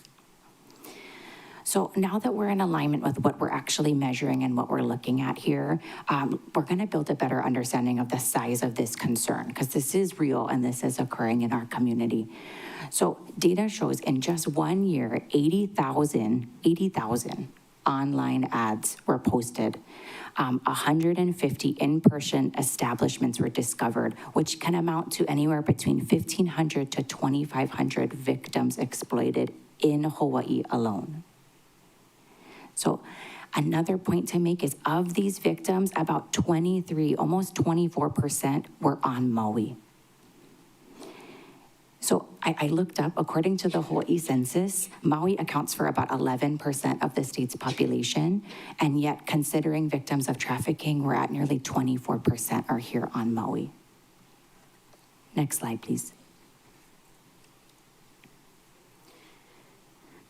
Great question. So the data that was collected was technically, this is for Maui Island. There was also some data that I'm happy to share to Councilmember Rollins around Molokai. The data was collected by an organization called Child and Family Service, and they do not provide service on Lanai. So that is data still to be discovered. Thank you for asking. Our local population here in the county is vulnerable to sex trafficking for several reasons. First off, in confirmation with some of the data and experiences that Deb shared, the average age of a survivor's first experience of trafficking is 11 years old. 1 out of every 5 sex trafficking victims interviewed identified that their first trafficking situation or event was as a child. About 25% reported to have been trafficked not by a stranger, not by a boyfriend, but by a family member, including parents, guardians, older siblings, uncles, aunties, grandparents. These are family members and of our ohana in our community. Nearly 70% of individuals reported having been trafficked while they were houseless. And national advocacy groups cite that 1 out of every 3 runaway children are approached by a trafficker within 48 hours of leaving their home. Also to note, individuals who identify as LGBTQ+ or individuals with special needs are at an increased vulnerability due to their increased need possibly to feel a sense of belonging, a lack of awareness, or a lack of other resources and education. Deb also spoke about ACEs a bit more extensively, but all of the trafficking victims identified and interviewed for the Arizona State University data reported high rates of adverse childhood experiences, or ACEs. This includes exposure to family violence, neglect, childhood sexual abuse, domestic or dating violence, mental health diagnoses, substance use, or houselessness, amongst others on the list. This further drives forward our intention and our need for prevention programs here on Maui. Next slide, please. It may be easy to think like this isn't us. We know our community so well. We have, large families and a big connection. But The other point that I made, I did get ahead of myself, but 64% of the trafficking victims that were interviewed identified as at least part Hawaiian. So these are our people, this is our community.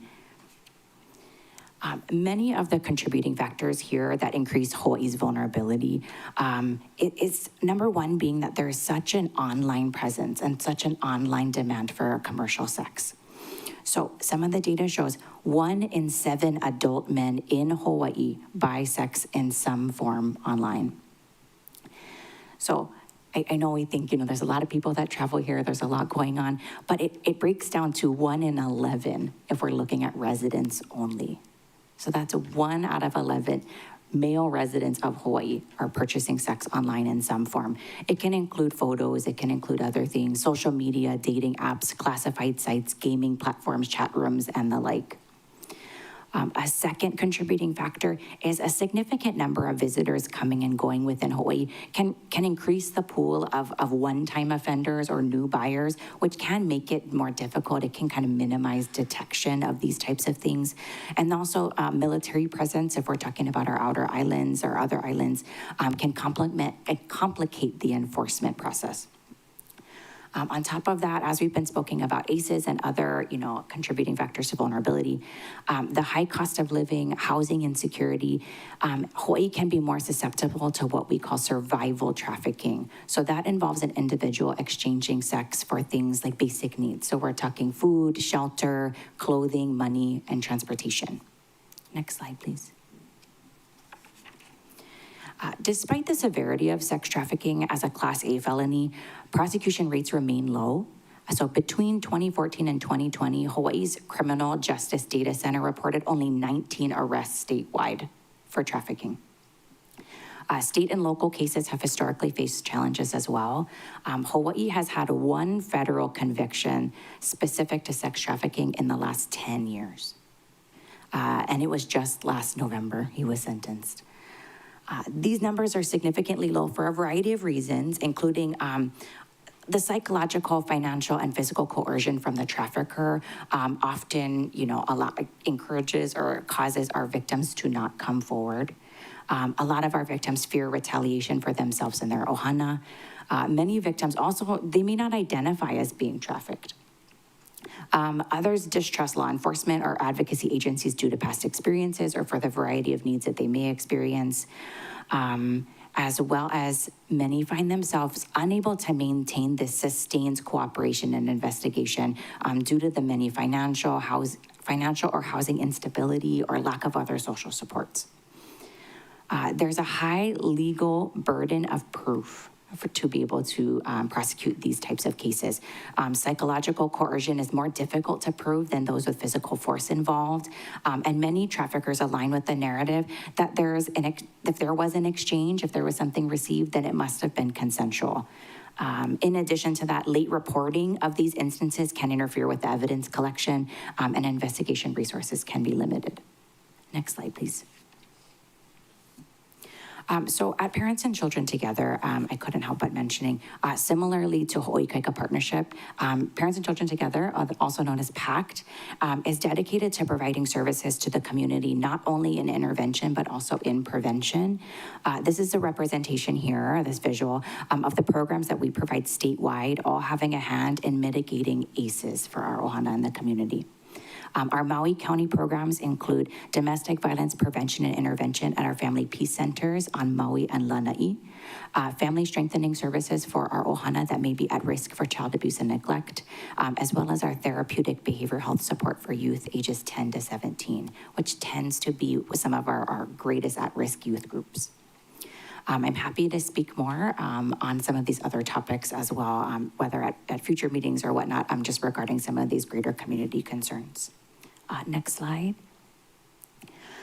Specific to trafficking intervention, the resources statewide are a bit more limited.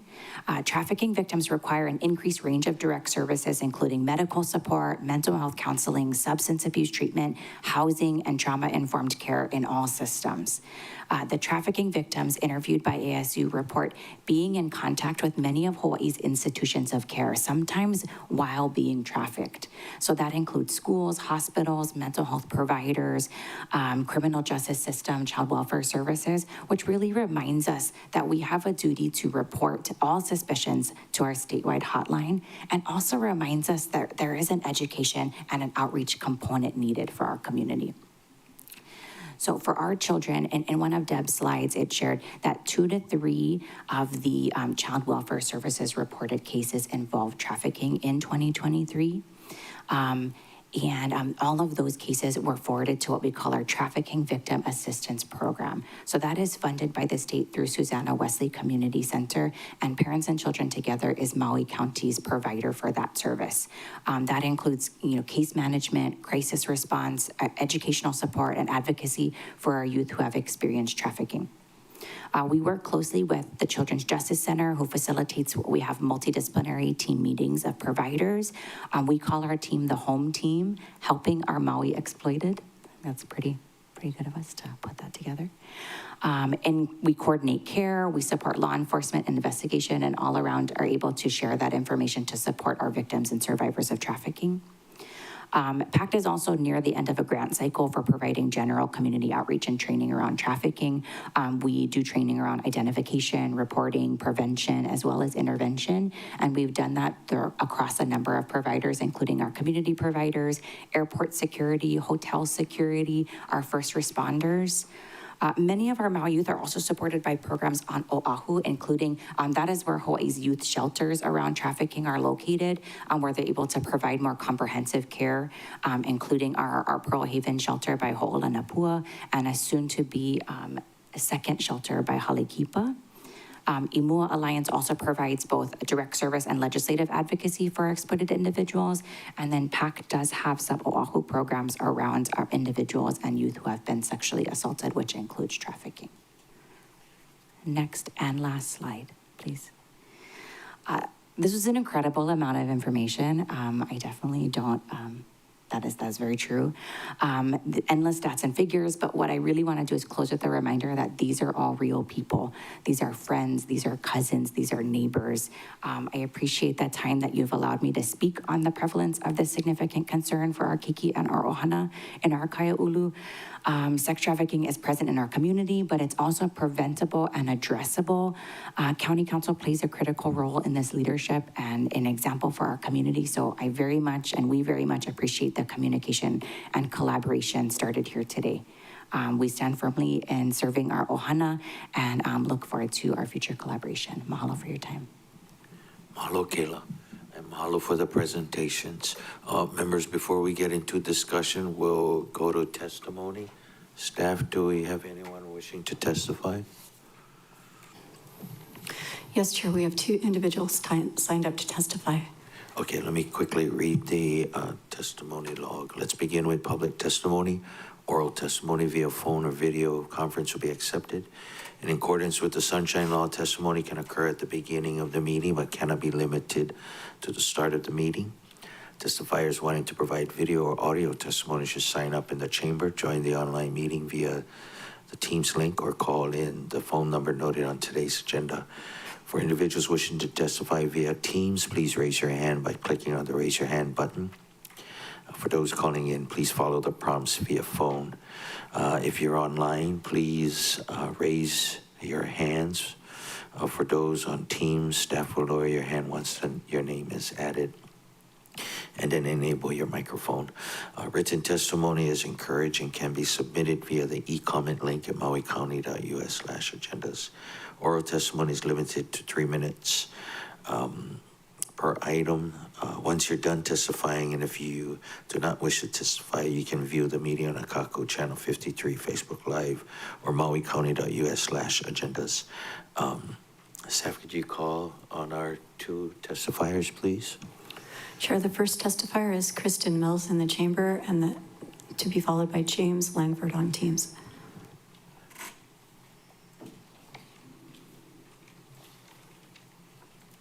Good morning. Good morning. Oh, that does work. Hi, my name is Kristen Mills, and I am a member of Ho'i Kaika Partnership. And I'm here as a member of the partnership, which is very vast and covers many facets around adverse childhood experiences, or ACEs. And I'm here from the facet of the long-term effects of ACEs, because it's not just about prevention is so important, but unfortunately, there's so many people living with ACEs. It's important to be very aware of the long-term and lifelong impacts of ACEs and the continued work that we need throughout the lifespan, not just in children. So I've worked in health and wellness my entire life. In 2018, I transitioned back to chronic disease prevention and health promotion. And it was at that time that I took a course on ACEs and never heard about them before through a national organization. And it completely blew my mind wide open about how ACEs are at the core of everything we're trying to prevent, all the chronic diseases, and preventing all the positive, healthy behaviors we're trying to promote. It's at the core. It's so important. So it's in this area of not just prevention, but building resiliency skills that is so vital throughout the lifespan. And that's how I got connected with Hawaii Kaika Partnership. And that's the role that I play with them. I don't work with children. I don't prevent in the 0 to 5-year-old ages, but I try to help build resiliency skills physically, mentally, emotionally, all of it, so that folks, even all of us with high ACE scores can still combat those ACEs with positive experiences, with resiliency skills, with tools in our tool bag to keep going and live healthy and vibrantly. Deb already mentioned about ACEs and that they include abuse, neglect.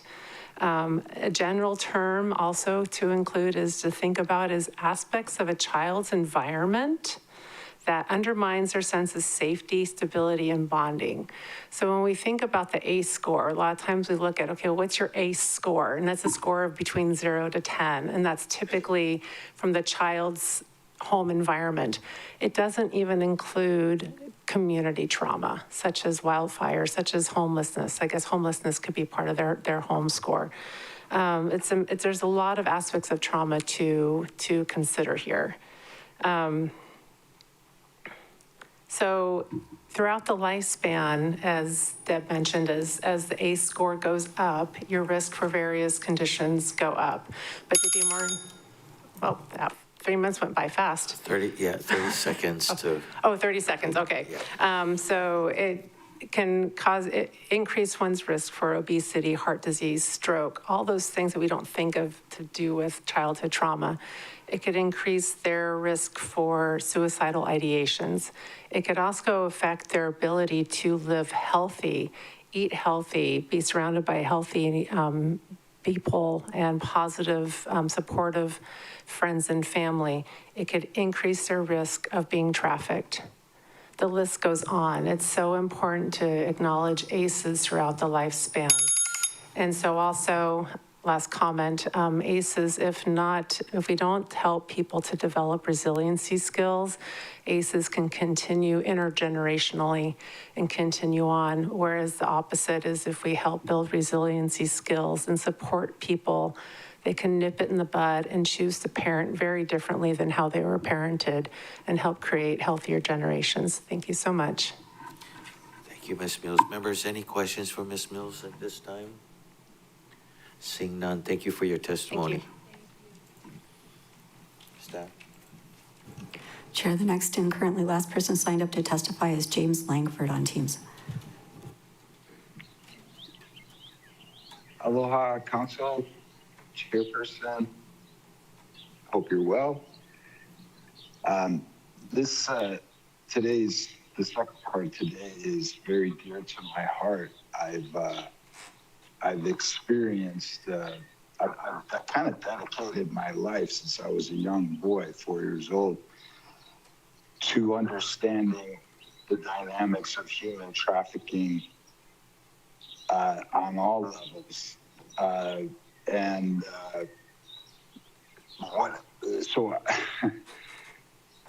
So testifying on how to support when the people who are tasked to stop this type of behavior like myself get, and they speak up like I have, and then you get blamed for all the behavior that the folks are trying to cover up. You see it in the news, like the shootings over the weekend. When you don't tell the truth, people die, literally. That's what we're seeing. So I've experienced through Maui Second Court in this process, being blackmailed, having my children's lives threatened in order to cover up people who are accountable that apparently would have gone to jail had I not signed some document, under duress, presented by an ad litem in the Second Court.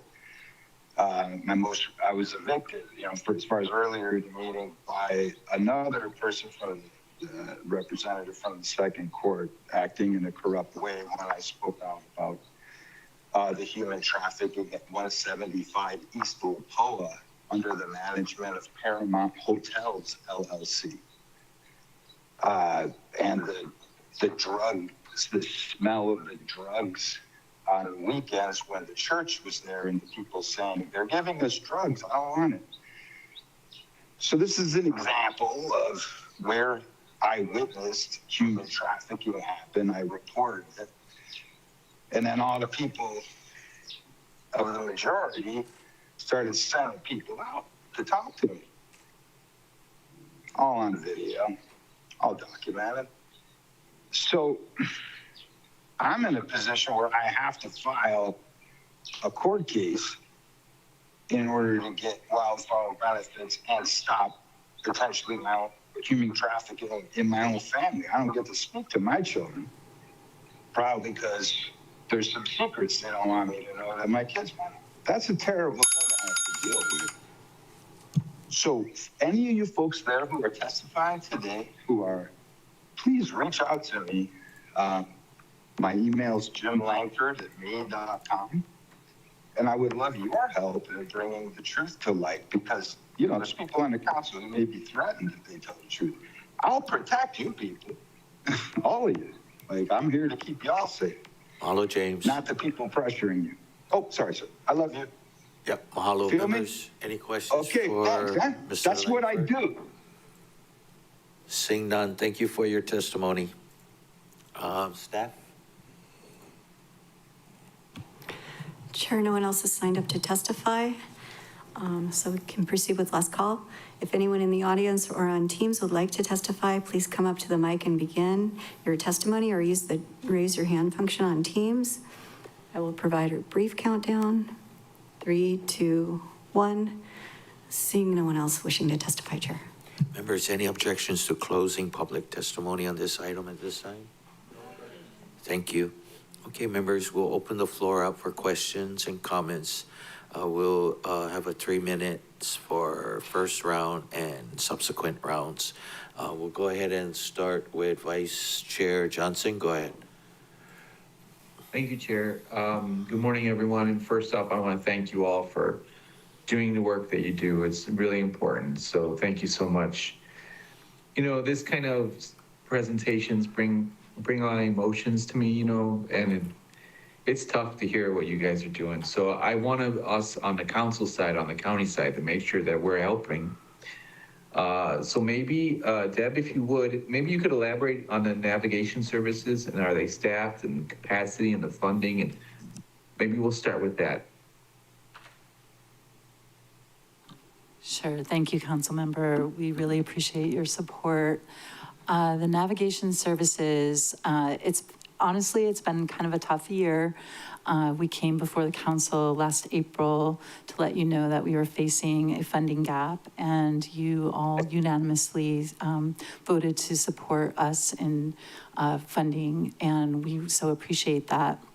At that time, just before that, the person who had been serving as a navigator had resigned her position because of the approaching lack of funding. And so We were able to hire a new person part-time. It took a couple months to onboard that person and get them up to speed and trained, and they started providing services in June. So we had a couple of months of gap in services, but despite that, we were able to still do an amazing amount of support to families and within the community, as you saw on the slide.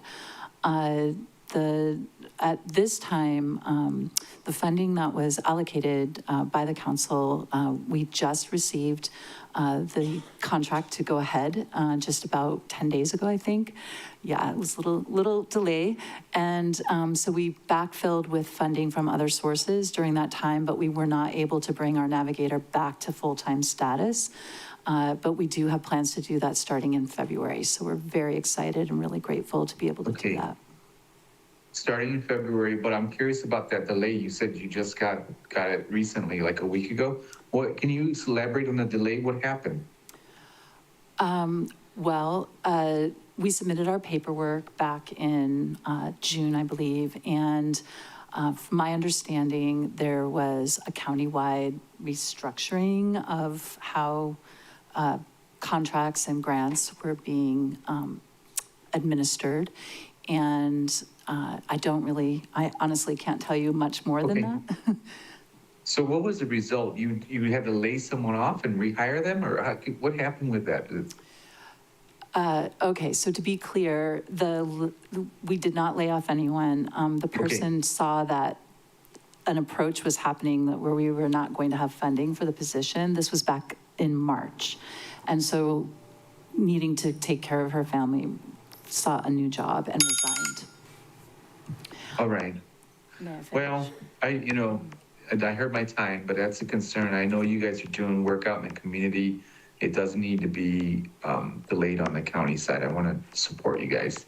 So maybe we can look into that later, but thanks for your response. Thank you, Chair. No further questions. Hello, Vice Chair Johnson. Next, we have Member Batungan for your 3 minutes. Thank you, Chair. I actually don't have any questions, but I'd be happy to yield my time to the Lanayan. Oh, right.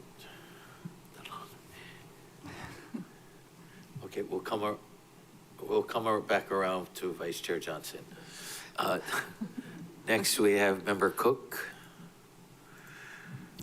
Thank you, Chair. So is Ms. Morales? Thanks. Is school bullying one of the factors in this? I've recently been contacted by one of my constituents whose child's in 9th grade, getting beat up, school saying we'll handle it, not handling it. What would you suggest? Yeah, thank you for that question. I'm aware of, I've read some accounts over the weekend too of pretty disturbing incidents, and it seems to be part of a bigger pattern. And I know that there are many people who believe it starts in the home and people need to be taught within the home. These go back to our protective factors, the social and emotional competence. How do we handle relationships? How do we handle hard feelings? And how do we do that in a healthy way and not through violence?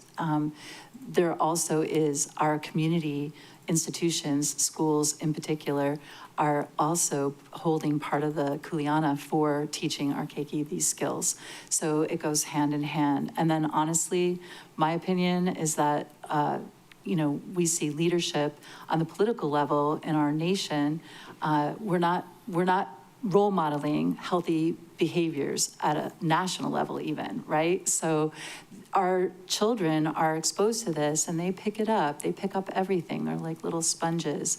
So we do have, I know one of our partners, Mental Health of America of Hawaii, does a lot of educational programs within schools, and part of that is anti-bullying. That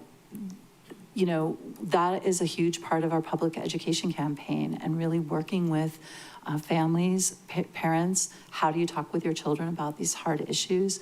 And then, schools are hard pressed. They have a lot of things they have to juggle, but the more that we can offer these kinds of educational programs within schools, the more systematic that education is across the board.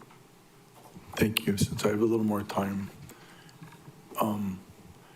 how often do you hear in what you're doing about schools not being safe for some children. And, I mean, I can see the collateral. Some people's having problems at home, they're taking it out at school.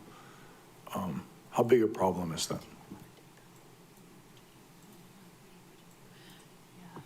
I don't necessarily have data at my fingertips on that, but Your gut feeling from your experience? my gut feeling, I think that bullying is part of the landscape of being a child and growing up in this culture, unfortunately. And it's something that, I was a victim of bullying as a child.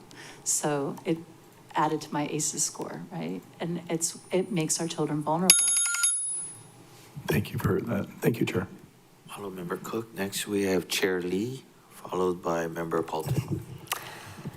I really don't have any questions. I am very supportive of this OHANA, this consortium, as well as the individual agencies that make up the consortium.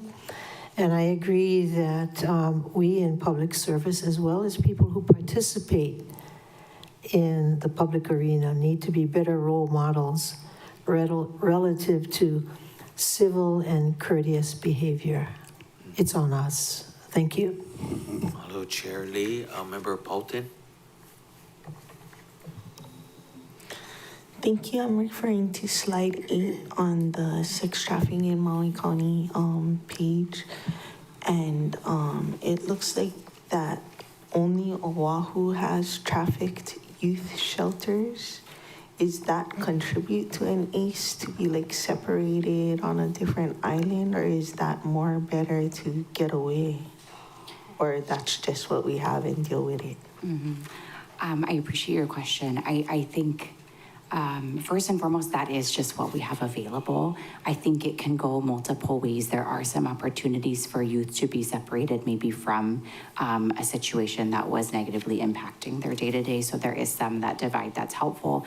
For others, it is hard to lose some of your support systems in place. Unfortunately, in Hawaii, our only 2 youth shelters that are serving our trafficked youth are on Oahu. Because they have a bigger volume? Likely just because of funding and because of the agencies and organizations that have been able to open them. We've had individual foundations and things come to us asking if that was a need. I think on Maui, to serve our youth, we may need maybe more outreach and awareness and kind of a greater systems-wide approach to be able to identify our youth that are in need of that service in order to lift it up and to be able to continue its use here. And then on the ACE numbers, is it sometimes people have adverse effects growing up if they didn't have a number of ACEs? Like, that's not the only determining factor? Are you asking about sex trafficking or? No. Okay. Because this is the Ho'oikaika partnership, talking about ACEs, right? Yes. And then it talks to risks linked to ACEs. Not necessarily do they always have an ACE to have the risks linked to ACE? I see what you're saying. So some of the health conditions that people might have, are they always linked to ACEs? No. So, for example, you could have cardiovascular issues or obesity, but not necessarily have a high ACE score. But what we do know is that the more ACEs that a person experiences, the greater the risk for those health conditions. And it's really kind of very interesting to see that some of those health conditions you would not necessarily think are connected to early childhood trauma, like obesity. When I learned about that, that was kind of a surprise to me. So then,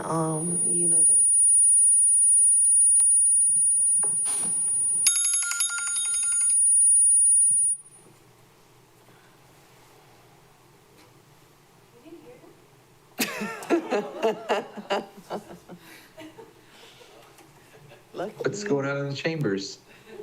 there was a high-pitched, like Whistle. much worse than a mosquito.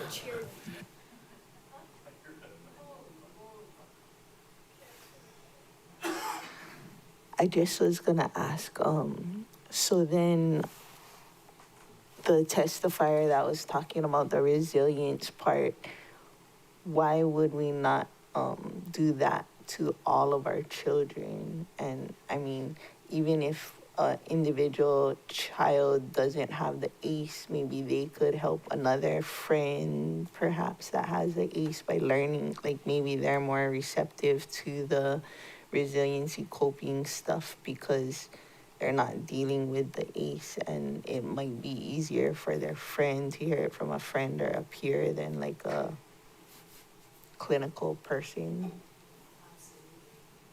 Sorry, absolutely. So one of the things when we talk about, ACEs are not, I don't think anybody gets through childhood unscathed. If you think about your own childhood, there are challenges and really a lot of hardships and in general, humans are very resilient. And the number one thing that helps children be resilient is to have a trusted adult that they can turn to, that they know they can trust. That is so important, and a lot of children don't have that. So that's a good place to start. And then with peers, yes, they can be a support, especially if they're educated in that. And one of the things that we have that have been coming online in Maui County is Youthline, which is trained young people who are providing mental health support to their peers to help get them through hard times. So that's definitely a great strategy. And I just want to leave you with this image. If you think about protective factors as sort of the mitigating buffer effect to ACEs, it's kind of like having an umbrella. If you think about a keiki and their family, with everything pouring down, the financial stress, the houselessness, the substance use, mental health issues, whatever it may be, those protective factors act like an umbrella to really shield them from the worst effects of that. And so that's where we really put our focus, is building those as a buffer. Thank you. Next, we'll have Member Rollins Fernandez, followed by Member Hutchins.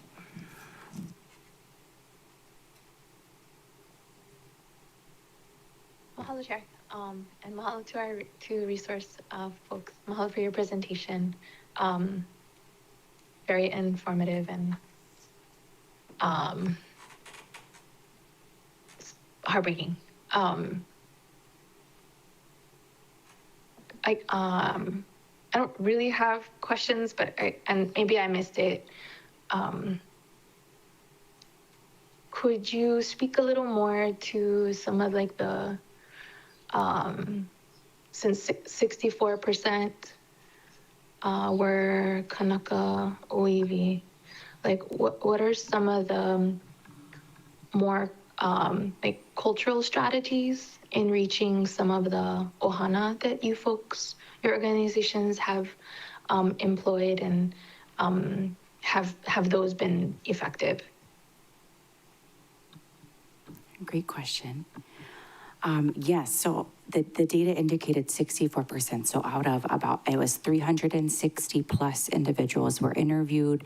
About 100 of them identified as previously been trafficked. And so 64 of that 100 identified as part or whole Hawaiian. And so, yes, I think there's a component. A lot of what we try to do across our organization and a lot of the organizations we work with is to meet the family where they're at and provide that individualized care. So better understanding the values of the ohana, better understanding the needs and maybe specifics for each individual that we serve. So we have curricula that we pull from to provide these services, but we absolutely intend to plan and develop goals and supports that are individual to the individual that we are serving. And I think that reflecting that the culture of the household and the culture of the ohana is most important in raising some of these youth that we are serving. I'm happy to speak more to individuals. If you'd like, I can also pass it to my partner, Deb, here. Oh, thank you, Kayla. I'll just add some of the things that we do in Ho'okaika Partnership. Every year we hold an annual Ohana Fest in April for National Child Abuse Prevention Month. And about 50% of the people who attend identify as Hawaiian or part Hawaiian. And we try to ground all of our messaging in in Hawaiian culture and island culture so that it's relatable to people and it's not just academic language. And then some of our partners provide parenting classes and parenting education, and they really lean into an approach that is called the Kamalama Parenting Curriculum.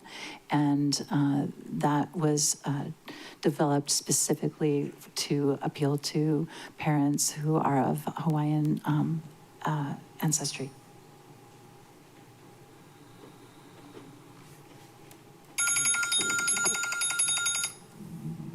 Mahalo for that information. I heard the timer.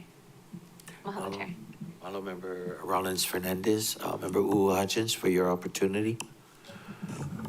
Thank you, Chair. Thank you so much for your presentations and the hard work that you guys do. I don't know how you say all these things and then go out in public and have to just like smile at strangers. I think I would be super apprehensive about everyone, which I already am. We don't do sleepovers at my house. Anyways, if I could expand on Member Rollins Fernandez's question. So, and this is a good thing and a bad thing, but so much of our local culture surrounds is Ohana based. But 25%, as you just said, is trafficked by their own family. So how do you mitigate that when some kid is telling you that their auntie or their mom or their grandma or their uncle or whatever? How do we have like cultural based trauma informed information, but also reminding them like that's absolutely not okay?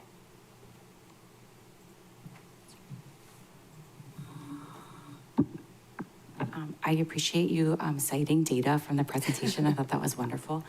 I also, I feel very similarly to what you're feeling right now. As a Kanaka myself, I feel like this is something that reaching our people and understanding what resiliency means to them, and thinking back to our culture and what that looks like in practice. And especially, like we've been speaking about all these protective factors, our Keiki's first teachers are our parents, and you're absolutely right.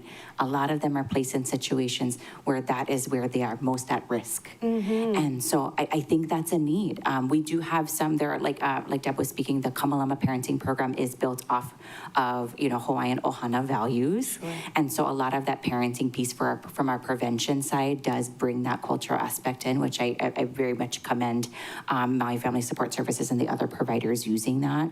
And when it comes to our keiki or our youth that are receiving our services, we really just try to ground in what is important to them as an individual and drive that forward. But I absolutely recognize that additional OEV resources would be helpful in that aspect. Yeah, and I know that we were talking about our Hawaiian Ohana, but it's the case for so many other cultures as well. I have another question too. So my daughter is 13. I think Member Paulton's daughter is roughly the same age. Member Rollins Fernandez's daughter is roughly the same age. And we were talking about some of the community aspects, and even on our federal level, women are having difficulties getting access to healthcare, life-saving healthcare. How do we talk to our daughters about that? I don't know what to say sometimes, and especially when we're priced out of our home, and the more affordable places to go are the red states that don't value women's health. What do I tell my daughter? And I know this is kind of a personal question, but I'm sure mothers everywhere are struggling with this conversation right now. Permission to go beyond time. Is that okay to answer? I have a daughter myself. I absolutely recognize that this is a community need in both parent education as well as our education of our youth. Our recommendation always is being honest and trying to make it at their level where they're able to understand, and all youth understand a bit more or less than, and them best. But it's just understanding that safety, identifying that safe adult, knowing what it looks like and what it doesn't look like. And for some of those things, it is just my daughter is 4, and it's even at that age, it's the body safety, it's the knowing who can and can't, it's the knowing what is safe. And so just continuing to have those conversations and continuing to open the door for our youth to be able to come and ask those questions safely, no shame, let's talk about it so that we can identify what is safe and what is not safe in all aspects of the things that they do. Thank you. Chair, can I please ask one more question? Thank you so much. So I've seen in the continent where they have a program like it's like bikers that help protect children when they have to go testify against their abuser in court, and so they're not alone. Do we have anything like that? Can I sign up for anything like that? Do we have that? I love that idea, and I'll have to look into it a bit more. We partner with a lot of other organizations, Victim Witness, the Children's Justice Center, Friends of the Children's Justice Center. There's a number of organizations that we kind of collaborate with to provide that support, and including our crisis advocates are there to walk alongside them in this process. Okay. It can be difficult. There's a lot of different aspects to it, but we try our best. But I also recognize like these are all providers that, we're used to this and this is old hat for us. But for those who are testifying and our survivors out there, just having someone to make them feel safe, I'm open and interested in all the opportunities to explore that. Thank you. Thank you, Chair. Thank you. Member Hodgins, I have a couple questions for Deb. Oftentimes we'll get one of those letters in the mail to take one, maybe a family member's child. Do you guys work with the county, and who sends out those, or the court system? If the court is separating the child from the parents, you work with the court system, and who sends out those? I wish I could answer that question for you. Do you know, Kayla? Could I ask a clarifying question? Do you mean like a letter to remove a child from their home? Yeah, like sometimes we'll get family members will receive a letter, Or if the parent passed away too. like to take the custody of a child. Or sometimes we Yes. even ask like if you want to call them or be that safe person or like provide material goods too. Mhm. I would love to defer this question. The best expert for this would be a member from Child Welfare Services. Am I able to encourage the committee to vote on a resource? We do have someone in the gallery that would be able to answer. Sure. I know that I don't Sorry, have that I'm power, not the but chair. Any objections to designating, what's her name? As a resource come under Rule 18A of the council? No objections. Thank you. If you want to come up to the podium. What's her name again? Danielle. Danielle? I'm Danielle Egerberg, so I actually currently work for Friends of the Children's Justice Center, but previously I was with Child Welfare Services, and I think that the letter that you're talking about is from Epic Ohana. And so it's a family findings letter. It indicates an opportunity for a family that they were able to connect with that potentially are linked to that child. Yep. Okay, and then my other question was, who sends out, we did see on the news that there was, on Oahu, that they found some missing children. But who puts out all the Amber Alerts if there are missing children in our communities? Amber Alerts are done by the police. Oh, police does that? Yep. And then oftentimes we don't get if a follow-up if they were found or not, but So Amber Alerts have pretty strict criteria, and there's very few of them that have ever been done in the state of Hawaii. But juvenile runaways, anybody can report if they are the guardians of the child, and then there's a sign-off for it to be posted with MPD. And then there's a different agency, attorney generals, that can also help with posting different ones. And then through NCMEC for child endangerment and trafficking, there's another program that you can do the paperwork with them. through MPD. That one's through NCMEC. It's a national program. Okay, and then where do you get the information if there are potential predators in your neighborhood? Ooh, I don't know. I think, yeah, Google. I'm not an expert on that one. Do you know? Yes, there is a site online. I'm blanking on the name. I could forward it to this committee afterward. But there is a way to type in a name or type in identify the type of offender that you're looking for, and you can look at the map in your community to identify how many may be located near. But it's readily available for. Yes, it is readily available. for It is parents. Googleable if anybody on Akaku or online is looking. It is something that anyone can access. Yeah, and there's some apps now too that you can do your whole neighborhood. Oh, okay, great. Thank you for those answers. Members, any other questions for Danielle while we have her at the podium? Okay, thank you. Thank you. Members, any need for a second round of questions? Go ahead and raise your hands. Committee Vice Chair Johnson, go ahead. Thank you, Chair. Just a real quick follow-up for Deb. Hopefully the county can help you with a 6-month extension on your grant, making up for that delay that you guys had. How much do you need specifically, if you know, to fulfill your mission in 2027? Thank you, Councilmember. So my understanding, we went through the RFP process with the Department of Human Concerns and submitted our application for fiscal year 27 and 28, and are waiting to hear at the end of March whether or not that is included in the mayor's budget. I believe we requested the same amount for both those years as we did for fiscal year 26, which was $175,000. What we were told was if we are not included in the fiscal year 27 and 28 budget, there's a possibility that we could be given a no-cost extension because of the time delay. However, if we are included in the budget going forward, then the year would start over in 27. Mm-hmm. Yeah. Okay. All right. Well, thank you. Thank you for that. Thank you, Chair. No further questions. Any other questions, members? But Deb, you will apply with the department for? Yes, we did apply, and we submitted everything on time and are in that process. Okay, great. Mahalo. Okay, I don't see any more questions. Did Kayla or Deb, did you guys have any closing remarks, or we're on TV, if you want to share anything with the public? Mahalo, Chair.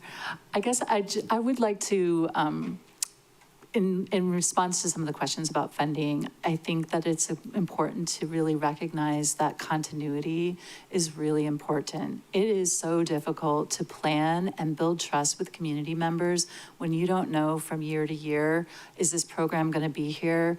Are we going to have to, fold it up? It's just, we're a very relational field of work. This is about humans. And when you build trust with people, it can be easily broken. So that's part of why we really want to emphasize that continuity. And it's difficult. It's a really difficult funding environment. We recognize that there's a lot of competing priorities. And so we appreciate the support. And for those who are listening out there, ho'okaikapartnership.com. You can visit our website. There's lots of information. My contact information is there. I'm happy to talk with anybody further about any concerns they may have, how to make reports, how to be a support within community. And I think that's the most important thing.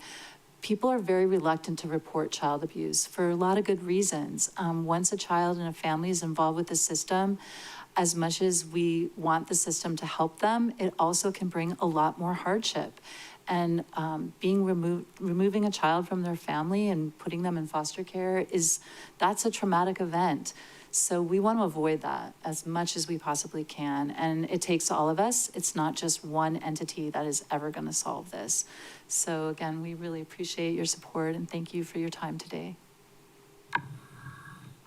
And I'll continue to add, at Parents and Children Together, we are available. We have funding currently and through the end of the fiscal year for outreach and training around this.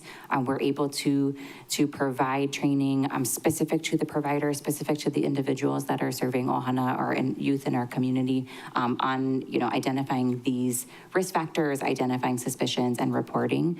We are also a strong component. We very much believe in collaboration and really appreciate all the work that our partners are doing out in the community. We stand ready to serve, and we look forward to continuing to do so.